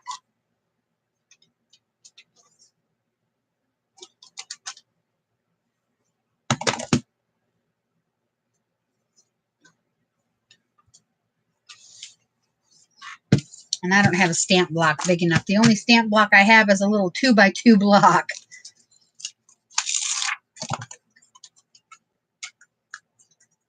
I'm pretty sure I got this from AliExpress. After she stole all my stamps, I didn't have the money to, you know, to get any. And a really beautiful lady sent me a whole bunch of stamps to help me, you know, get my stash back, so to speak. And so she helped me get started. But then the cheapest or the best way I could do it any other way was, you know, through AliExpress, where I could get them for, you know, pennies on the dollar, so to speak. Because there's no way I was going to be able to replace all of those when you were buying, you know. And then at the time, I was buying them and they were, what do you call it? They were like $10 to $15 a set. Well, it took me a little while to build that set up, or, you know, that collection. And, you know, there was no way I was going to be able to do that again. My situation had changed. I wasn't bringing in the kind of money I was. And I lost some really good stamps sets that really kind of bum me out now, because I can't seem to find them anywhere else. And I'm going to lay her right here.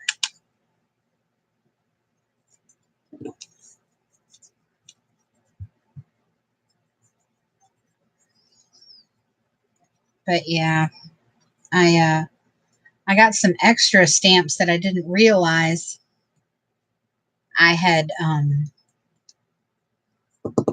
ordered. You know, I'd ordered duplicates. So those are going to be given as giveaways on my auction, or in my auction. And like, I got things for, like, when the person who spends the most is going to get extra stuff. You know, the people who participate the most. Ooh, I like that. Look at that. Look how beautiful that is. And then with her hair going around this side.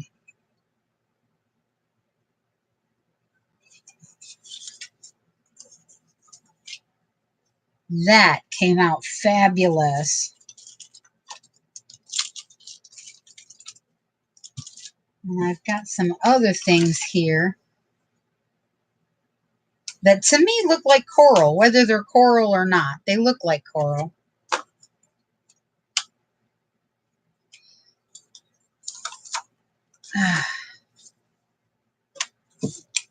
Let me put her back in. Wow, that came out really awesome.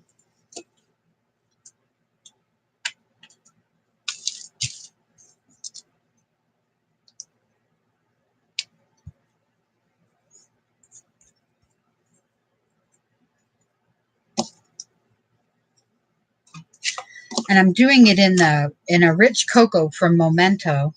Sorry, not Memento, but Memento, to keep it with that aged look, I guess. I don't know. And then I can color it in or something with another, what do you call it? Other pencils and stuff.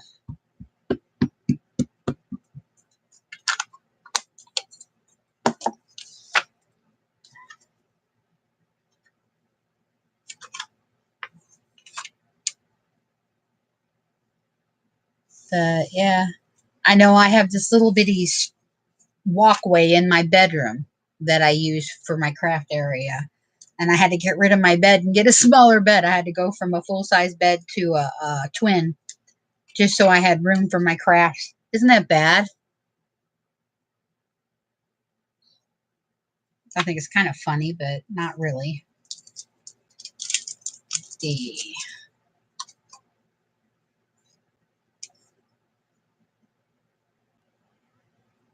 See that kind of looks like coral, doesn't it? Or like sea life, sea plants coming up. I don't know if you can see that very well.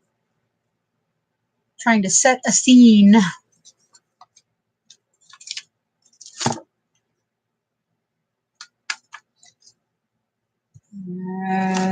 see.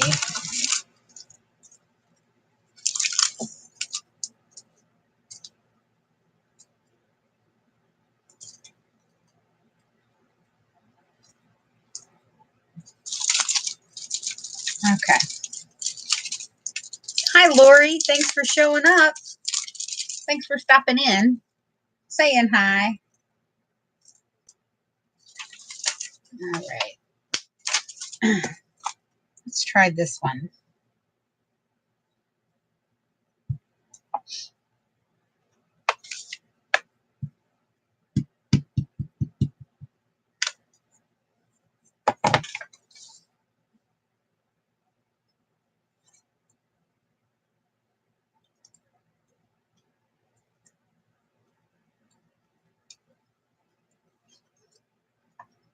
Okay.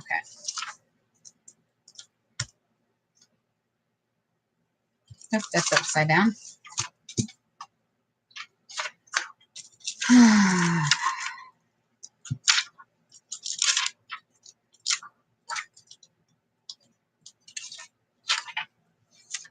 One day I'll get me some stamp blocks. That will be awesome.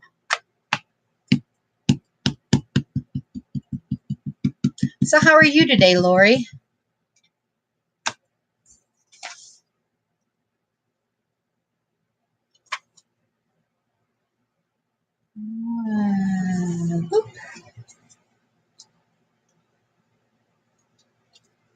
I'm just decorating the cover of a mini journal that I started, that I made with pockets. So I figured I'd do a mermaid one, and that's what it's going to look like on the front.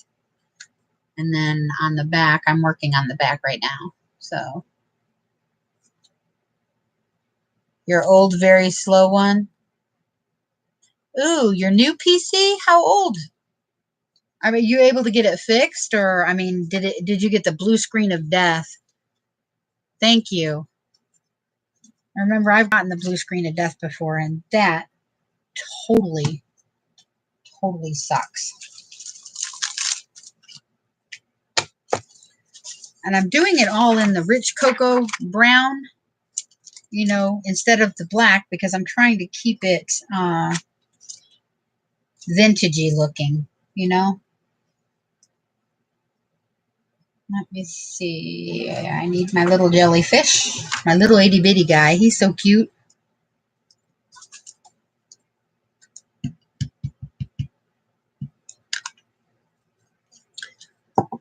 It's in. Did you have a warranty on it? I mean, it's not going to cost you, is it?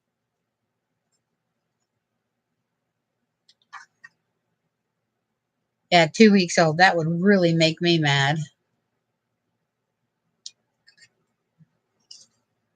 There we go.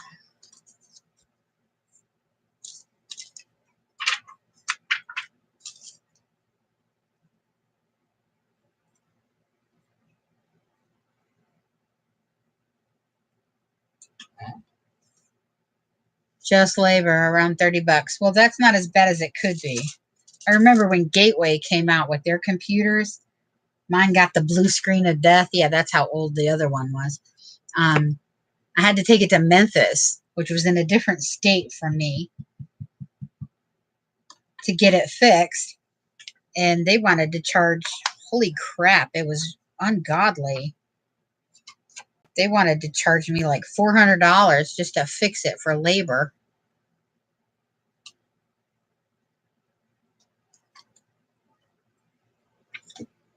I told them, I said, no, you guys can just keep it.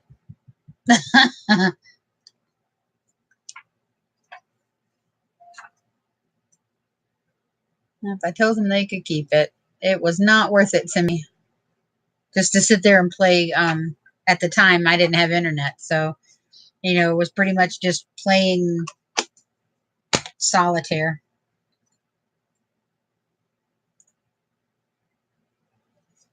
And I want a starfish, I think.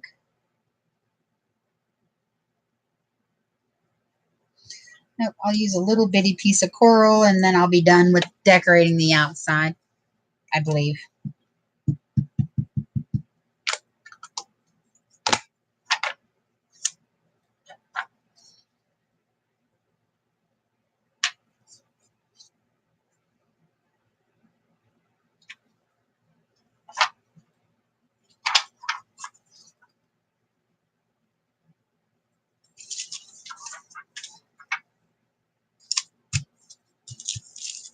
And that's the outside.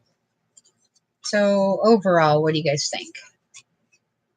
Can you see that okay without the glare?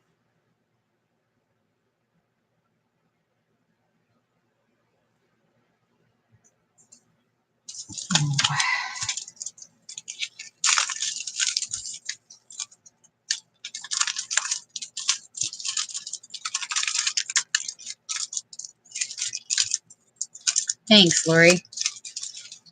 There's that one.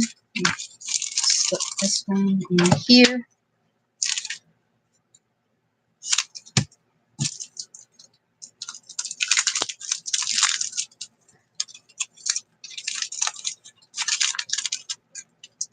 Yeah. So that one's kind of decorated. And here's the signature that'll go in it. Okay, now I've got the edges of this journal rounded. Do you think I should round the edges of the signatures too? I think that would match better. Thinking it might.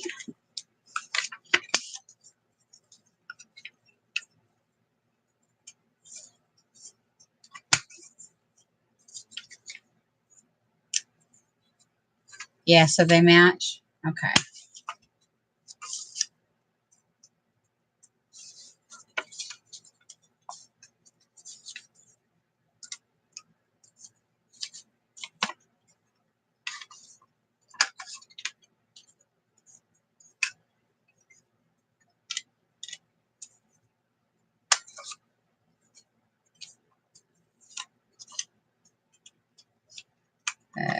Yeah. Oh, now that wasn't cool.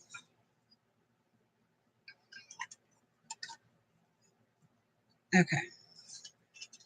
Guess I should leave it on the countertop when I try to corner or round the corners, huh? Actually, I think I'll just do them this way. Be a lot easier and a lot quicker.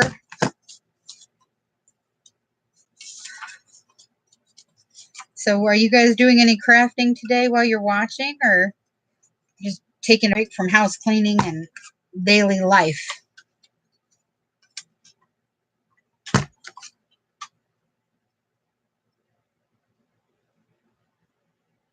Thanks, Cats. Yeah, I was kind of busy. My dad had surgery last week, and then I was trying to get prepared, finish up some of the projects that I started for my option. But I miss you guys too. I really do. I feel like something's not right in my day if I'm not connected to somebody, which is probably not very healthy, but hey, life is what it is. Right now, we are working on mini journals. I got the idea from, you're doing laundry, Lori? I got the idea from a little journal I got from, what do you call it? Tuesday morning. There it is. Let me find it. Where did you go? There it is. And when I opened it up, it had these pockets in it, right? But the pockets weren't separate. They came like folded over the side right here. He's doing better. The damage in his shoulder was a lot more than they thought it would be. And so he's pretty immobilized right now. And that's really frustrating because he's a right-handed person. And it was his right shoulder they did the surgery in. And he can't even lift his elbow at all. He's not supposed to lift or raise his arm. He can't pick up anything. He's going to have to wear a sling for at least 7 weeks before he can even attempt to, to like raise his arm. And it's going to be another 5 weeks after that before he can use that arm to pick up anything. He can't, there's no weight, nothing. And right after he gets better from that, I get to go in for my knee surgery, and they got to replace my knee for the second time. So it's all been fun. But yeah, so anyways, I saw this mini journal when I picked it up at Tuesday mornings, or it came in something I already had or something like that. And I thought, what a neat idea. And it's perfect purse size. And so I thought maybe I could make some. And I did some a couple different ways. Now this one I already taped down, which I probably should have left open. But for example, like this one, I didn't have the pockets fold over from the side. I had them folded over from the bottom and made it a little bit wider. I haven't taped it down or anything because I haven't decorated this one yet. I will, Cats. He'll be happy with that. I mean, he'll be happy to hear that. So this one we did earlier out of a manila folder. I'm just using recycled manila folders. And this was one that we used. And I sewed in the signature for this one. It's kind of plain, but, you know, hey. You keep buffering? I know I had such a hard time earlier as well, Lori. And I don't know if it's just summer or if YouTube is like doing a revamp or something. I know they're working on their beta program right now. And that's probably got a lot of extra kernels or whatever you call it all tied up. But yeah, so that's this one. I really like this one. I'm really glad I decided to go with the mermaid theme.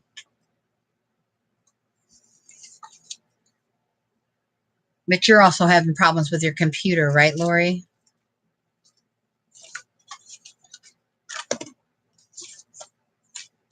So, I don't know if I should just leave that or if I should try coloring that in with different shades of tan and brown and... I don't know. I may just leave it. What do you guys think? Leave it as is. But I want to put a coating or something on it so it doesn't smear. Hi, Debbie. You guys aren't buffering? Well, Lori's had a problem with her computer, too. So that might not be, or that might be what her, where her issues are coming from. So...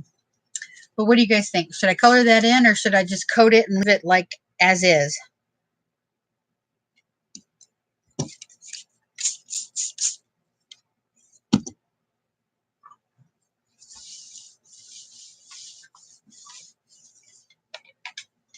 As is? Okay.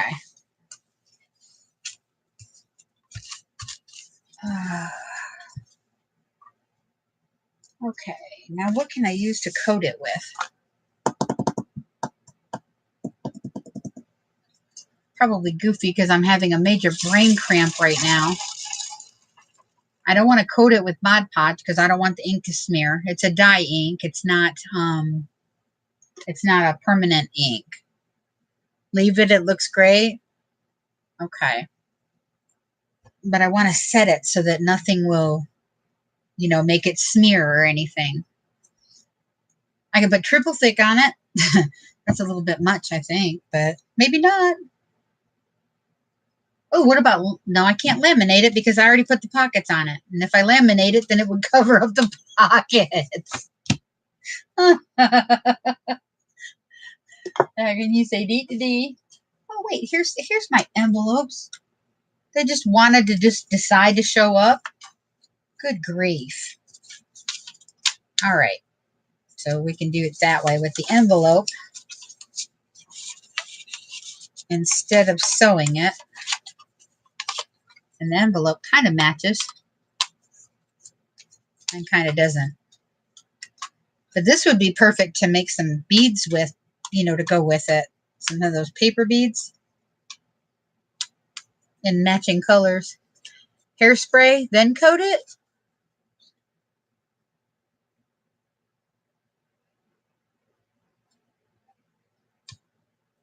Oh, that's a good idea. I never even thought about hairspray. Okay. I haven't used hairspray in forever. Let me go grab mine. I'll be right back. What's up, Kiki?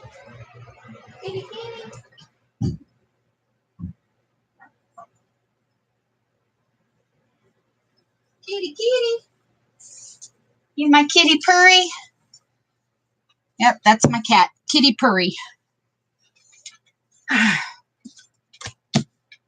Okay, extra firm hold. I've never used hairspray on paper before. That's pretty cool. So should I do a light coat? Oh, you know, I didn't even think I've got matte spray. Duh. But I want it shiny, so.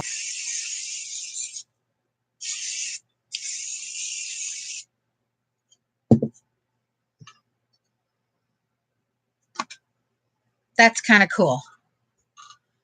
Yeah, let hairspray dry and then it won't run when you coat it. Okay. Well, that's good. I like that idea. Because I don't like the idea of it smearing.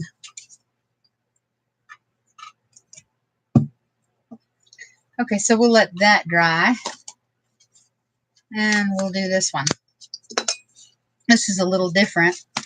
Oh, like I said, it's...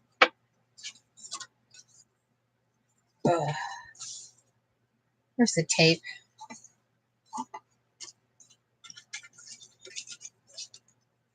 There it is. Old trick. That's an awesome old trick.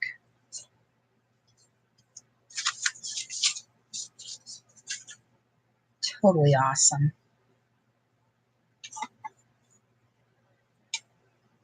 I want to do fairies on this one, so...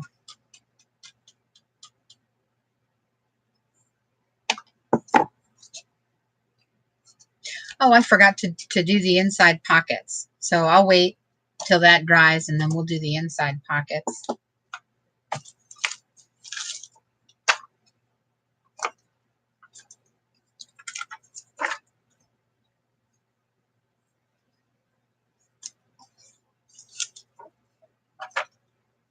Yes, I so totally need some,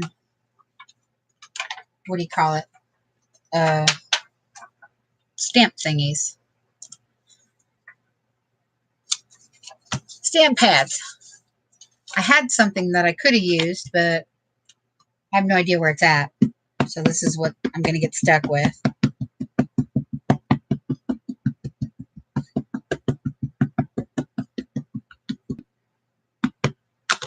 Okay.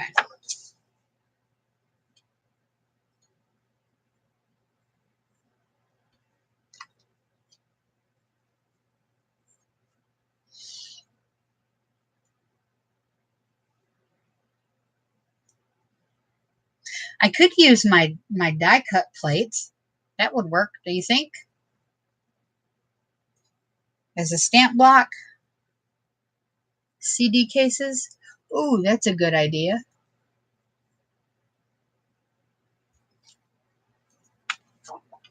Okay, now that didn't turn out very good at all. I seriously need a Misty. Okay, but I do have a black Sharpie, so hopefully that will work.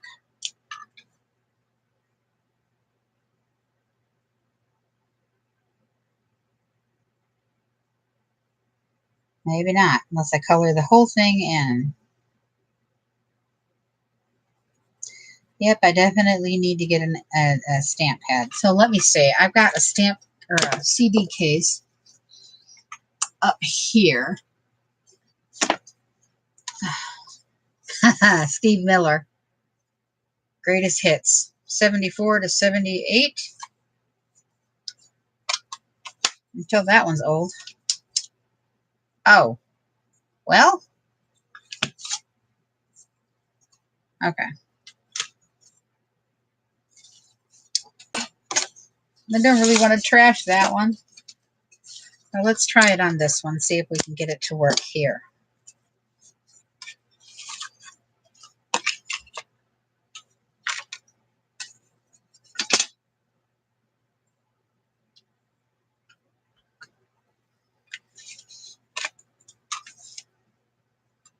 Great CD. Yeah, it is. use a mouse pad. Oh, you know what? I have one of those stamping pads underneath. Let me try that for underneath. Let me see if I can find it.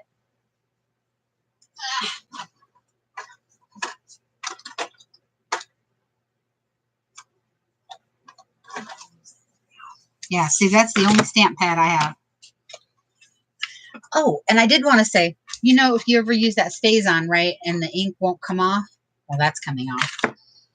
One thing I found that works great to clean your little stamp block is an alcohol pad.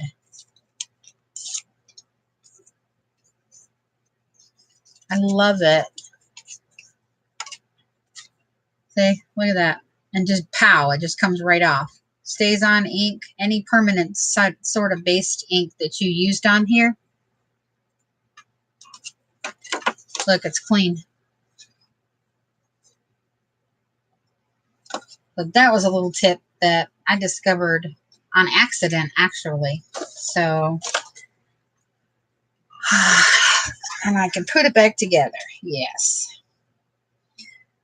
Okay, so let's try it on this one.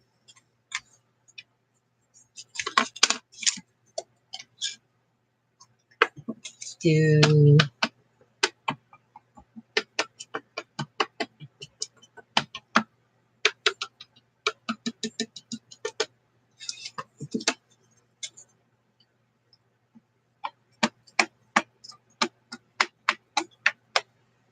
I should probably put it back together because it's too wobbly to try and stamp this way.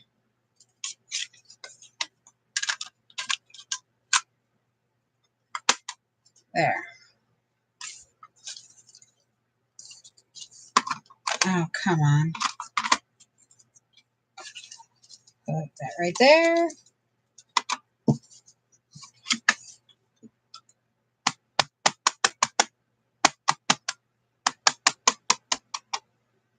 Okay, let's see if this one works now, huh? Oh, I'm glad I could help somebody. Debbie, see, I can't see.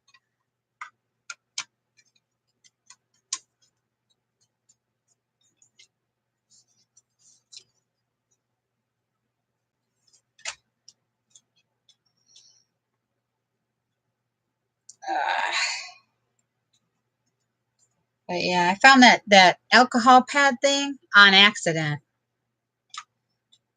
So I was using it to clean up some ink on my mat that didn't want to come up. And I just haphazardly, after I wiped it up, I set it on my stamp block.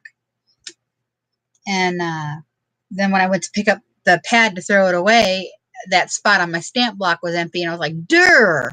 If it worked on that, it should work on that. But yeah. Oh, that's much better. That's much, much better. What do you guys think? Okay.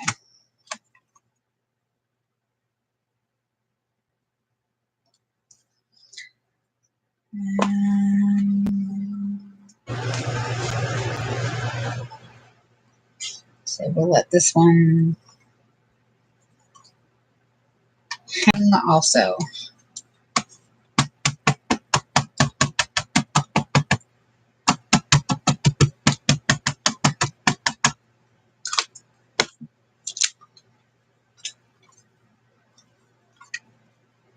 Oh, come on. Open up now.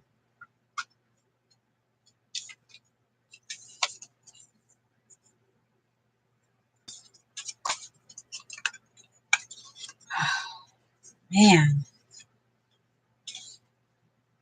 All has to be so complicated.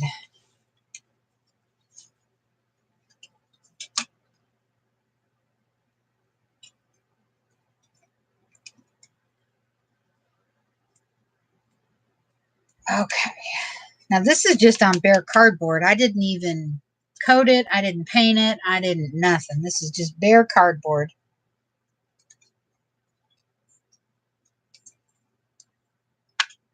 Whoop. I don't want that up there. So let's do it one more time, but I'll do it a little bit shorter.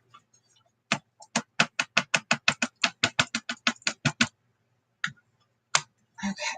Nope, that didn't get it all.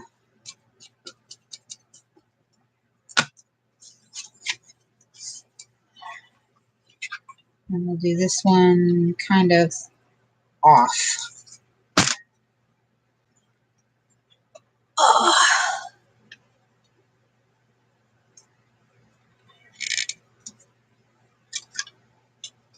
There. Nah, it'll do, right? How do they say it on Babe? It'll do, or that'll do, pig, that'll do. That's how I feel sometimes. It's like, that'll do, pig, that'll do. Well, that didn't come out right. That's because I got it on upside down.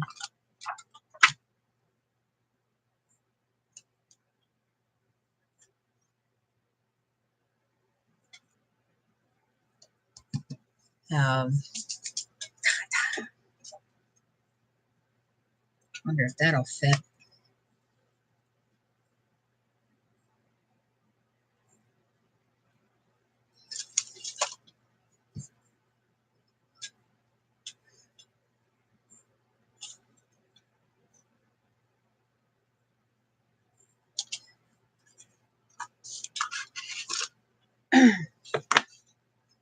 This will fit on my little square, so I'm going to use that one to make sure it's lined up.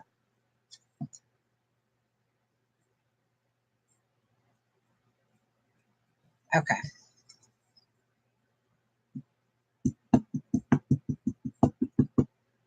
Yeah, this one I got from AliExpress as well, this set. And I love it because it says, it's got the little,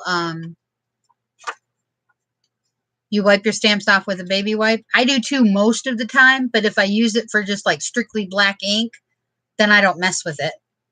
And my silhouette inks, or my silhouette stamps, I use strictly black. It says, the clouds are lined with silver, as often we are told. I give you this, my heartfelt wish, that yours be lined with gold. That was so pretty.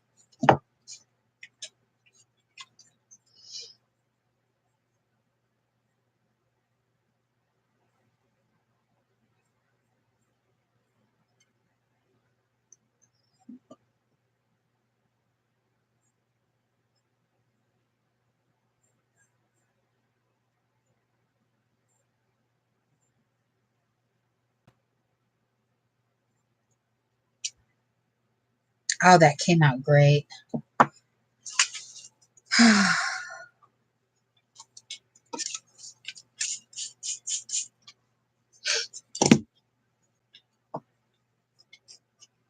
Now my word stamps I usually do wipe off, but a lot of them I don't because they oh, what do you call it? The new stamps. I'm missing a mushroom, you guys. That totally sucks. The new stamps don't like to hold the ink as well.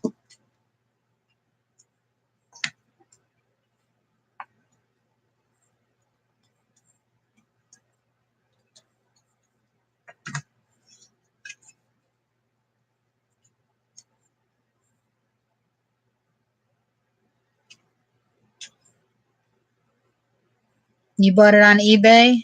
Yeah. I got the set, I believe, from AliExpress. And I can't find my little mushroom. So I believe I'm going to have to wing it. Make everybody think it's a little mushroom, right?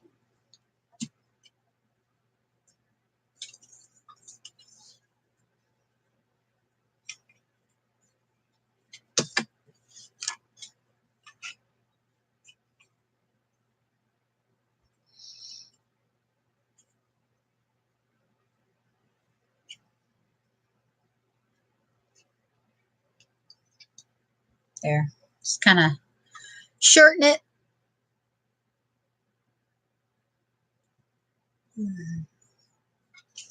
There we go. Hey, say hi, Dad. Hi, Dad. Oh, camera's there. I say hi, Hi, Dad. Okay, he says hi, Dad. Cat says healing prayers. Good thoughts. What's grass? What's grass? He says much grass, much grass. Instead of mucho gracias. He's much grass, much grass. Okay. So that's the front of that. I love how they give you these sets and you can make your own little scenes out of them. The only thing that bums me out is I lost my little mushroom. I don't know where it's at. That's okay. I'll find it eventually. I got to do something on the back.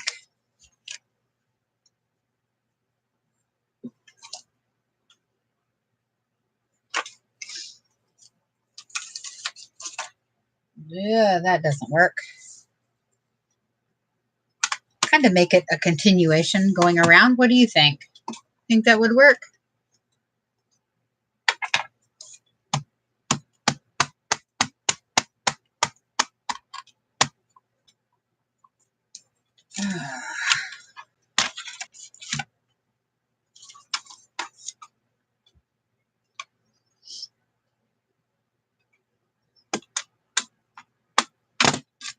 Whoop. Okay, I meant to do that. Okay, I meant to do that.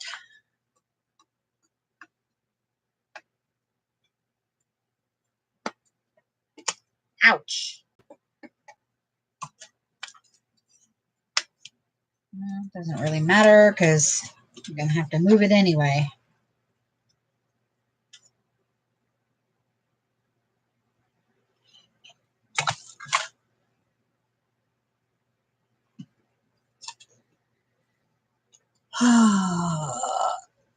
So what do you guys think we could call these things?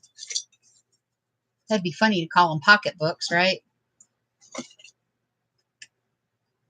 But then they wouldn't really be understood.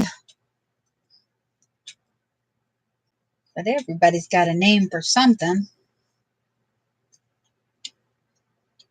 Figure we can come up with it, right?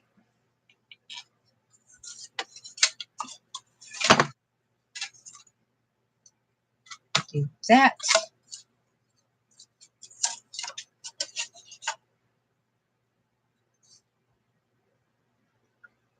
Well, I don't want it that way. I want it to go the other way. How do you make it go the other way?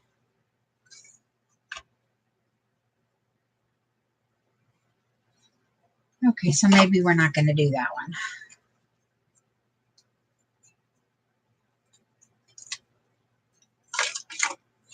Maybe we'll do this one.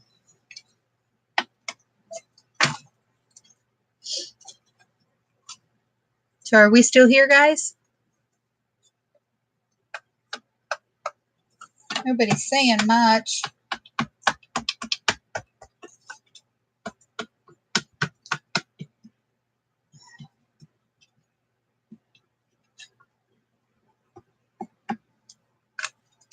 I think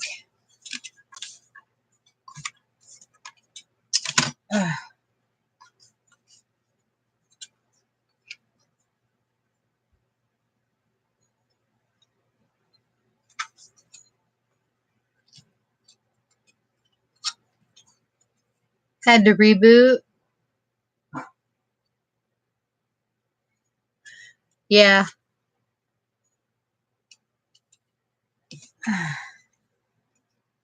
He doesn't make a very good patient sometimes, though. But he's really good this time. Last time he wasn't as cooperative. He's being good now. I told him he was acting like a 2-year-old with chicken pox. Kind of funny. I give him a hard time all the time. So, I mean, I don't want you guys to get offended thinking I'm disrespecting my dad. Because trust me, he and I go back and forth all the time.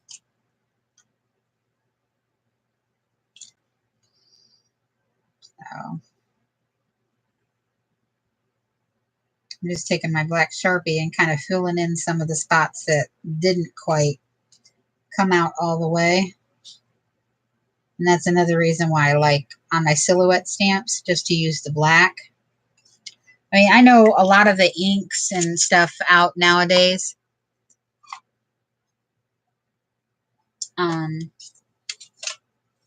has markers that'll, coordinate with it. But to me, that's an extra added expense that isn't necessary for me. Some people, might be able to just say, hey, that's a great idea. And it would be. But I've got probably 6 or 8 ink pads. That's all I've got.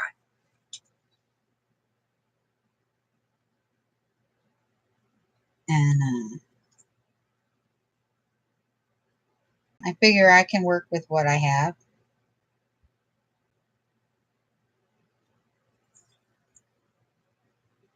Yeah. Let's see. Memento. They have coordinating markers. The Dewdrop, which is also, I believe, Memento. They're both from Sukaniko. They have coordinating markers to go with their ink pads. I think there's one more brand, and there might be some more since then, but I know the Memento and the Dewdrop ink. And then, of course, Ranger's Distress inks. They have the Distress crayons and the Distress markers that go with them. So, I mean, one day maybe, if I get froggy and decide. But it's like, I thought, I would use the Spectrum Noir markers, the aqua ones. I bought one set, and I think I've used them twice. And both times was to do the tree bark on my fairy tree houses. You buy them on clearance. I never seem to know when they're going on clearance. And usually if I'm looking and I happen to look in the clearance aisle or the clearance section in the on the online shopping cart or whatever, I always manage to forget to look for ink. But I don't stamp a whole lot. I'm more mixed media, so it's not like a priority as far as my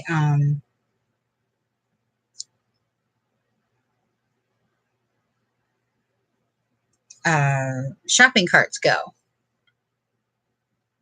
But yeah, there's a lot of these ink stamp companies that create their own inks that have coordinating markers to go with them, for just in case your in case your stamps don't press in right, or for any other reason you just want to use a marker with that color instead of. See, now I got ink all over my fingers, and the best way I found to clean them off is just an alcohol pad. You see that right there? So I'll just wipe it off on an alcohol pad, and it comes off. And if there's too much ink, then I'll just pour some alcohol in my hand and rub it across and then rinse it. So that way I'm not going through 700 alcohol pads. But yeah, these little things, I keep them in a drawer next to my desk because they're so handy.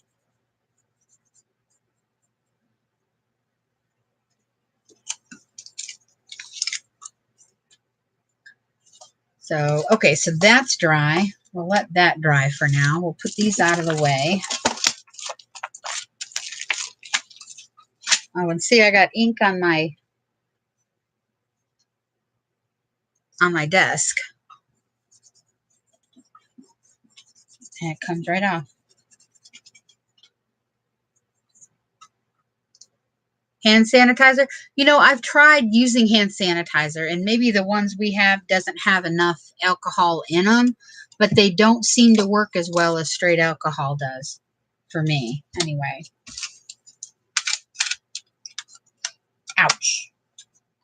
Okay, so let's put Steve Miller back up here on the shelf. I'm sure he'd be appreciative to know that, his CDs are being used for something, right? I've got the CD itself already loaded into my my CD case, so that's why the case is empty. Okay, so let's put that out of the way. And honestly, I'm just going to go ahead and see how this looks. I've never done this before either. So we're going to get an old paintbrush, and I'm going to triple thick coat this because I want to see what it looks like.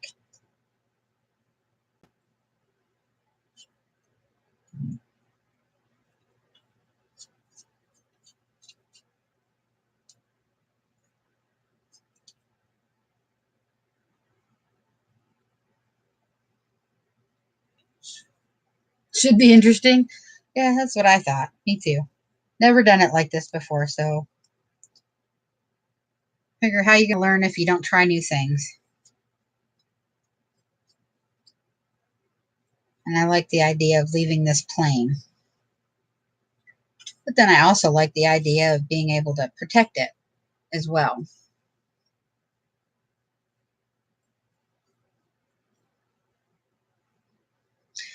And that's too hard for me. I don't like that. Let's try a softer. Let's try this one. The brush strokes were too hard. This is a softer brush, so. And yeah, it's supposed to self-level, but I don't think it'll self-level if the brush strokes are so bad that, you know, you could probably write a journal just on the brush strokes themselves.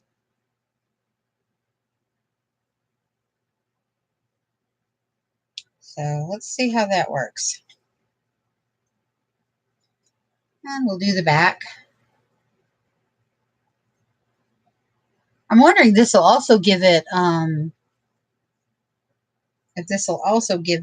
some more sturdiness, some strength.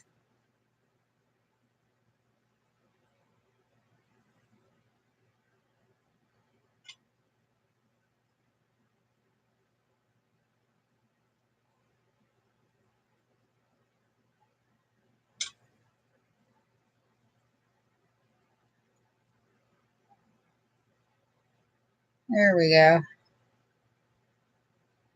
Now I'm not putting a super thick coat on, but I'm putting enough, I believe,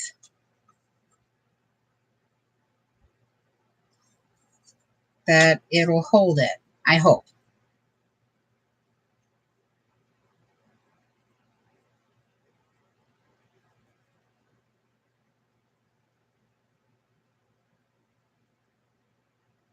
Ah, okay. I think I got it all covered. Oh, there's one spot I missed.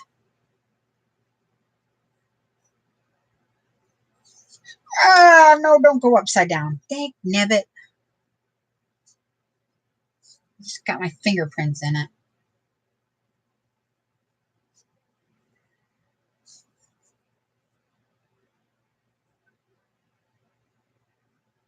All right, well, let's see how this looks in a few minutes and see how well it dries.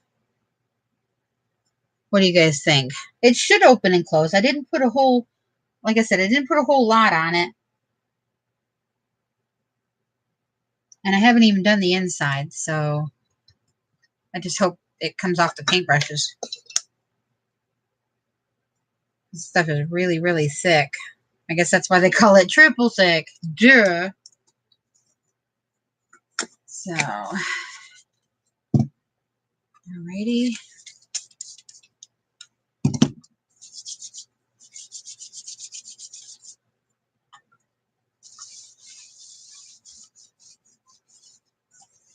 Okay.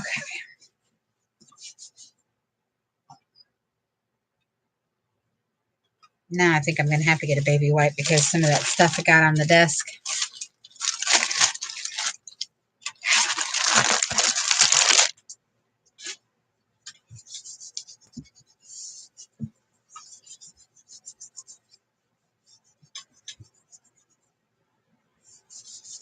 But we'll see.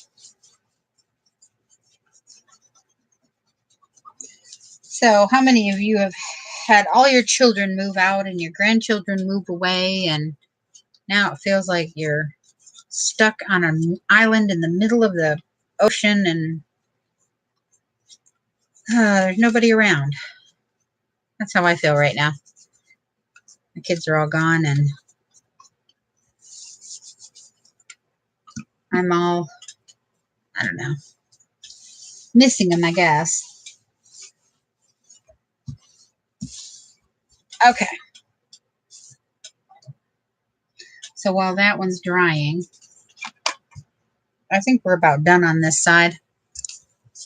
I forgot to give this some, you know, a ground to set on.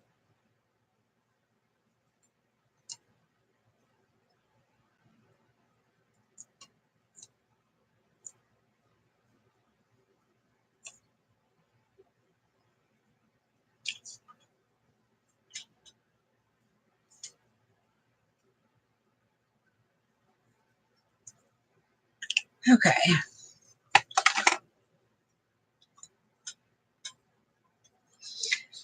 And while that one is drying, we'll finish up this one.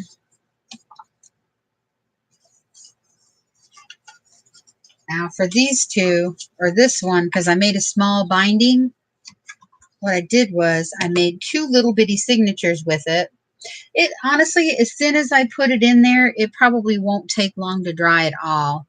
It says, do not overwork it. Apply multiple coats for additional protection if you wanted. Allowed to dry for 24 hours before you use it. But it'll be dry before then, you know, to touch. And I only put 1 coat. I'm not going to put several coats like it suggested. But let's see. I wonder if I should, I think I'm going to trim the corners on this too. Because I just like it that way. I think it looks professional, warmer. It doesn't look so cold. And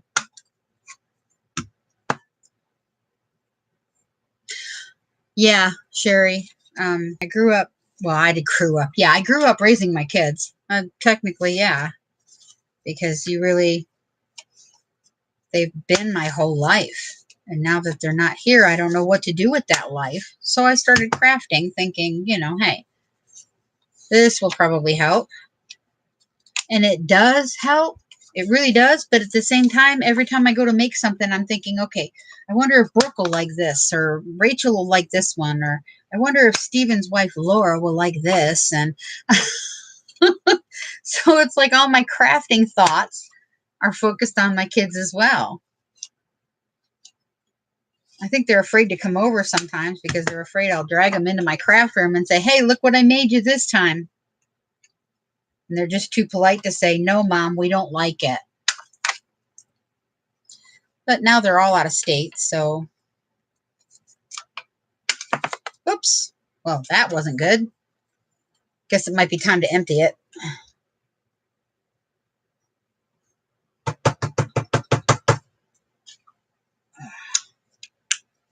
Okay. Now I can put it back together.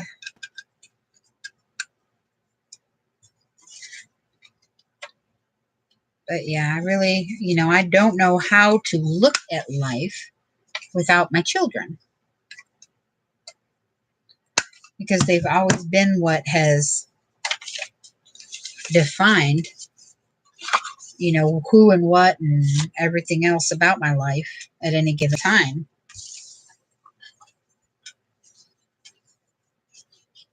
And now they're gone, and I honestly do not know what to do. They're like, well, now you can go out and do what you've always wanted to do. I'm like, but I was, you know? I mean, I had so much fun raising my kids. I did.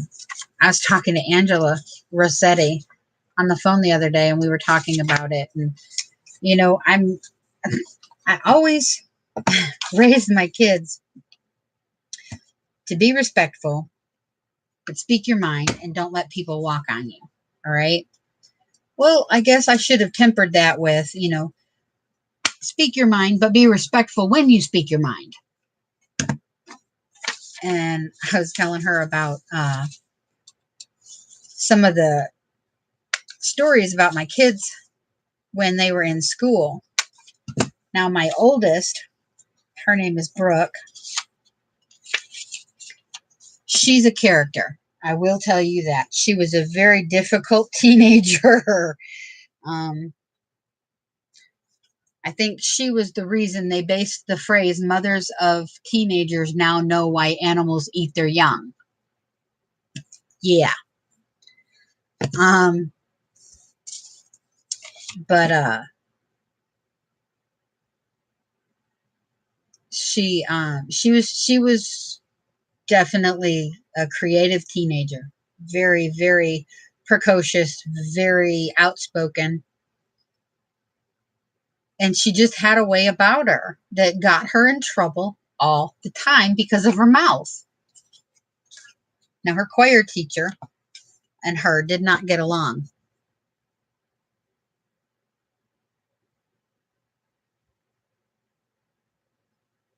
Yeah, I hope so. Cats, I really do. I really, really hope so. But my oldest daughter and her choir teacher did not get along, period. And, I'd get little notes home every so often, and Brooke got sent to the office, or she got another referral, or, something along those lines. And the one incident that, oh my gosh, it still to this day cracks me up, okay? I got a note home from the teacher. Now she's in high school at this point, and I'm getting notes home, and I'm getting called to the office. And I mean, it was a weekly thing, sometimes twice a week. And I get this note home from her choir teacher, and on it, it said, these are the exact words. I wish I would have kept it because this would have gone down in history. It was so freaking funny. It said, Brooke went to the office today, or was sent to the office today. And then down at the bottom, it says reason. And she wrote in there, Brooke told me to eat a dick. The teacher wrote this in the referral. I'm sorry. I laughed so damn hard. Okay. Just the way, and it was the teacher that said that. And she didn't say, Brooke told me to have lunch on a part of a male anatomy or anything like that. It was flat out, Brooke told me to eat a what. And I'm sorry. I laughed my ever loving butt off. Now she still got in trouble for being disrespectful. But at the same time, spanking never worked with her. Grounding her never worked for her. Taking away the phone or the TV or video games or anything like that never worked for her. I had to be a creative parent when it came to my daughter, Brooke. So I got another call that same week from the office about behavior. So I said, that's it. Okay. I've about had it at this point. So I got dressed in my pajamas. I put a fluffy bathrobe on, fluffy bunny slippers. Okay. I put my hair up in curlers. I never wear curlers. Never. Okay. Put my hair up in curlers, and I put a green face mask on, that goopy stuff that you're supposed to let dry for 20 minutes and then you peel it off. Well, I put that on. And then I went up to her high school at lunchtime. Now, when you walk in the front doors, okay, you walk into the commons area, which also serves as the cafeteria at lunchtime.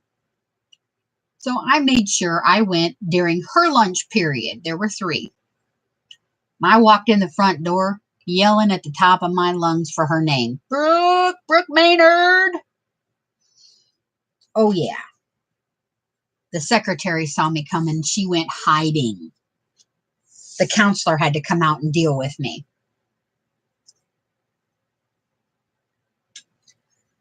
I never got a call from the office again. Now, I had no idea if that had to do with Brooke's behavior improving or the fact that the office didn't want me back down there again. But the rest of the year was quiet. Creative parenting. That's what it's all about. And it worked.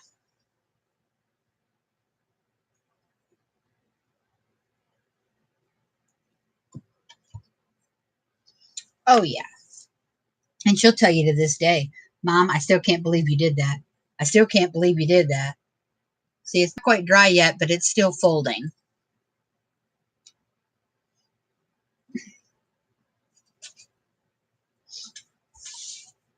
But yeah, I always thought raising kids was fun. It was a pain in the butt sometimes. Don't get me wrong. It was an absolute pain in the butt, and you cry yourself to sleep thinking you're the most horrible mother in creation. I think every mother who gives a crap anyway goes through this. I mean, obviously, moms who drown their babies and run them off into lakes with their seatbelts on are stupid and ignorant and whatever, but they're not going to get that. But at the same time, if you give a crap. But yeah, raising children was fun.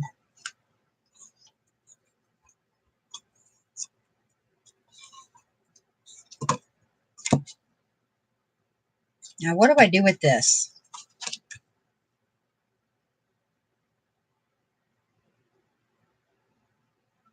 I think I'm going to get my silver paint pen because I'm still working on that to dry.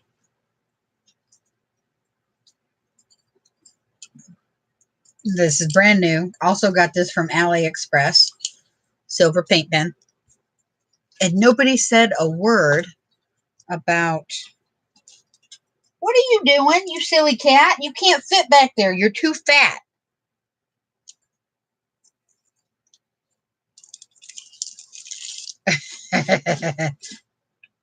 She trying.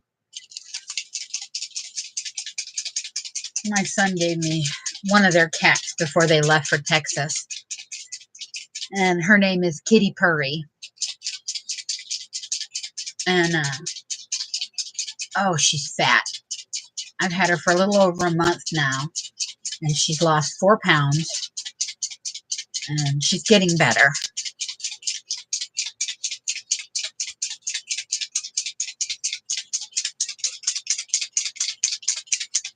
Obviously, since I messed that one up, this is going to be my test page. It says 3 or 4 times. Press down 3 or 4 times. That's, what, 30 now? And it's still not coming out. It's getting there. There we go. But it's not all the way.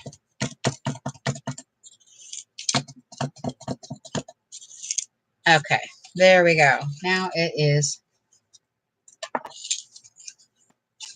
And what I'm going to do is grab my ruler.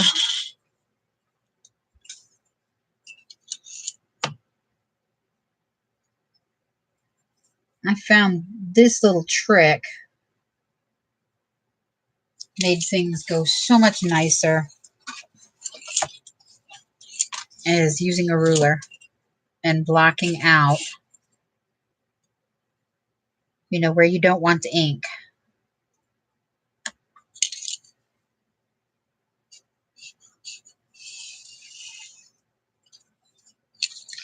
Not a very thick line.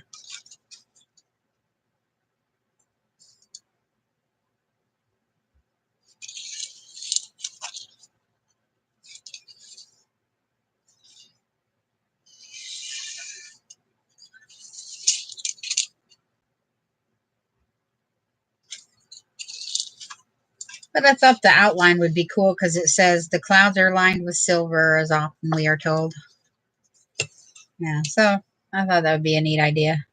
Outline the whole thing in silver. And nobody's saying anything. But, let's see. Here we go.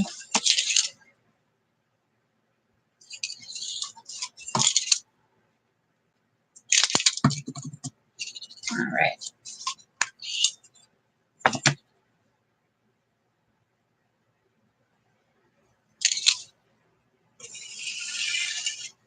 There.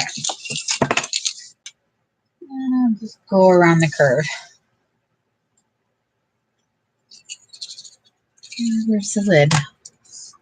Uh-oh, where's the cap? Okay, that would not be a good thing if I lost the cap.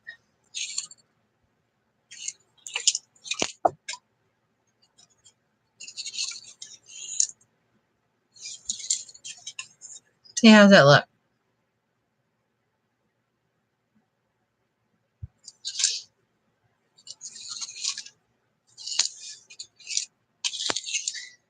Wondering if I shouldn't just color. I think I will. I'll color the binding, this silver also. Give it some, a little bit more character.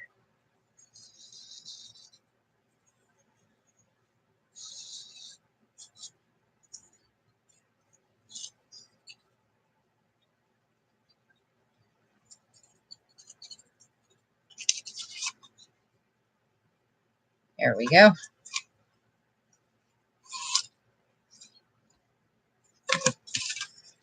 Okay.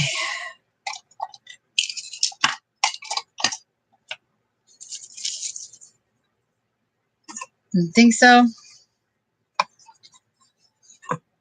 Let's see how this is still sticky. Nope, it's not sticky anymore. I mean, it probably is if I pressed on it, but surface-wise is okay, and it still folds nicely. It's not completely dry yet, but can you guys see the shine on it?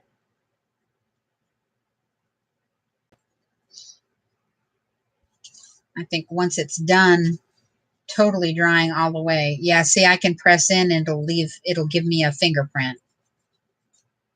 So it's still a little damp. But that worked really, really well. So we've got that one, this one. This one's going to have, right here, this one's going to have 2 signatures in it. I made the little binding for it. Right? This one is going just to have the one, but it's going to be a little bit thicker. They've all got pockets. That one still has to dry. Whoops. And then we made this one. It got sewn in. And here's the other side, which I really like. I really like this vertical. And I've got more of this, and I'm thinking the next one I'll do vertical stripes instead of horizontal. So that and the paper beads we made earlier, which I haven't covered in triple thick yet, but that's okay. I will get those in a little bit. So these are the ones I made earlier in the live stream, and then these are the ones I made last night that I did cover in triple thick. And it didn't take very long at all. Now, it took longer for me to figure out how to get the sound back on my video than it did for anything. Oh my gosh, that was awful. I probably restarted 3 times, and this one, like I said, I believe this one is titled Take 5. So, yeah. I love these little dosage cups. A friend of mine was taking care of someone, and you use these once and they throw them out. And I told her, don't throw them out. You know, give them to me because I can use them for little paint cups or, you know, little cups to hold things in while I'm organizing or whatever. And so she gave me a stack. That's all I have, but still, that stack will last me a long time because you can always rinse them out and reuse them. But they're perfect little, you know, if you want to use 2 or 3 different colors paint, you don't want to, yeah, you get the idea. So on that note, I'm going to let you guys go. This has been about 3 hours, and I want to thank everyone for hanging in there with me and coming back after the 5th try. The horizontal stress. Yeah, horizontal. It's like, do these earrings make me look fat? I love that. No, I just want to see what it'll look like with horizontal ones too. Yeah, it was upside down. So, and when I do these and get these all together, I'm going to probably try and tailor some to the colors of the little journals. And that's 1, 2, 3. Uh-oh. Oh, yeah, I forgot I have the signature. but I messed up the cover, so I'll probably make another cover. But I've got 1, 2, 3, and you ever get that where you don't know what you want to get somebody for Christmas? Because you're in a office pool or at church for Secret Sister or whatever. Making these little handmade journals and personalizing for that person is a great idea. And it doesn't cost anything. All I used was what I had. But on that note, yes, Sherry, it was really good to see you. And I'm glad I got back into filming again because the last couple of weeks have been busy trying to get ready for my auction, which I'm going to plug right here. August 4th. It's a Saturday, which is a week and a half from now, or it's a week from this coming Saturday. I'm doing my auction. It's at 3 p.m. Central Time. I've got a whole bunch of stuff, about 100 items, but it's not going to take as long as it sounds like it will. I'm also going to have giveaways, lots of giveaways. Stamp sets, ink sets, you name it. I got stamp and stencil sets that I bought duplicates of on accident. But I'm trying to raise money to help me get some teeth. I had all my teeth, my front teeth kind of fall out when my doctor gave me, well, a doctor, not my doctor, gave me the wrong prescription, and my blood level went nuts. The average adult, your thinness or thickness of your blood is supposed to be between 2.0 and 3.0. Okay. I think it's 8 point or higher, and you're considered in the hemophiliac range, where if you just blink at somebody, they bleed to death. Mine was 13.5. And because of that, my gums receded and my teeth fell out. And so I've been trying really, really hard to raise money to pay for the dentist, because just to give me partials, they want $3,000. My church is going to help pay some of it, but I don't expect them to pay for all of it. And I don't expect people to give me money for free. Hi, Stacy. I'm just plugging my auction for the 4th, hon. Thanks for stopping in. I was just getting ready to head out, too. But, yeah. So I'm trying to raise money to put teeth back in my face because I'm tired of applesauce and yogurt. If you want to see some of the items that are going to be in the auction, I've got a preview video on my channel, so you can kind of keep an eye out on that. But I really appreciate your support. I really appreciate your friendship. And remember, smile. Creative parenting. That was always fun. If you don't have humor in life, life sucks big time. Okay? Give me a thumbs up. Subscribe if you haven't already. And I'm going to close this out. It's been 3 hours. No, Lori, I wished I could. I wished I could. It was a pretty bad, actually, Stacy, I got my car on Friday. So once I get it insured and titled, I can come see you, woman. We'll have to do a live stream or something together. That'll be a whole lot of fun. But yeah, I know New Year's Eve was just so much fun. But Dad had a surgery on his shoulder, so I'm taking care of him right now. And so we'll see how the timing and everything squirts out. Maybe I can come up and see you before classes start again. They start mid-September. But on that note, everybody, I want you to have a wonderful day. And God bless everybody. I mean, keep crafting. It's the only thing keeping my butt sane. I'll tell you that much. He's doing a lot better. The damage in his shoulder was way worse than what even the doctor anticipated. So his whole right arm, and he's right-handed, so this kind of sucks, but his whole right arm is immobile. He cannot even lift his elbow at all for 7 weeks. And then for 5 weeks after that, he can't even pick anything up. So, I mean, there's a lot of damage. If he doesn't follow the doctor's directions, they'll have to go back in and redo it. So I'll tell him you said hi. He popped in a little while ago and said, you know, how he does when I tell him, say hi, Dad. He goes, hi, Dad. But I'll tell him you said hi. Yeah, no kidding. So he's not happy. He can't move it. And he's learning how to use his left hand, but you know how hard that is if you're right-handed, you know? It just doesn't work very well. So, but I'm going to let you guys go now. I'm going to go get me something to eat. I haven't eaten anything today, so I'm a little bit umby. That's what my grandson used to call it. So I'm umby, Papa. I'm umby instead of hungry. So, but have a great day, you guys. And I will see you soon. Stacy, I'll give you a call this week sometime if you're not busy, okay? And we'll set something up.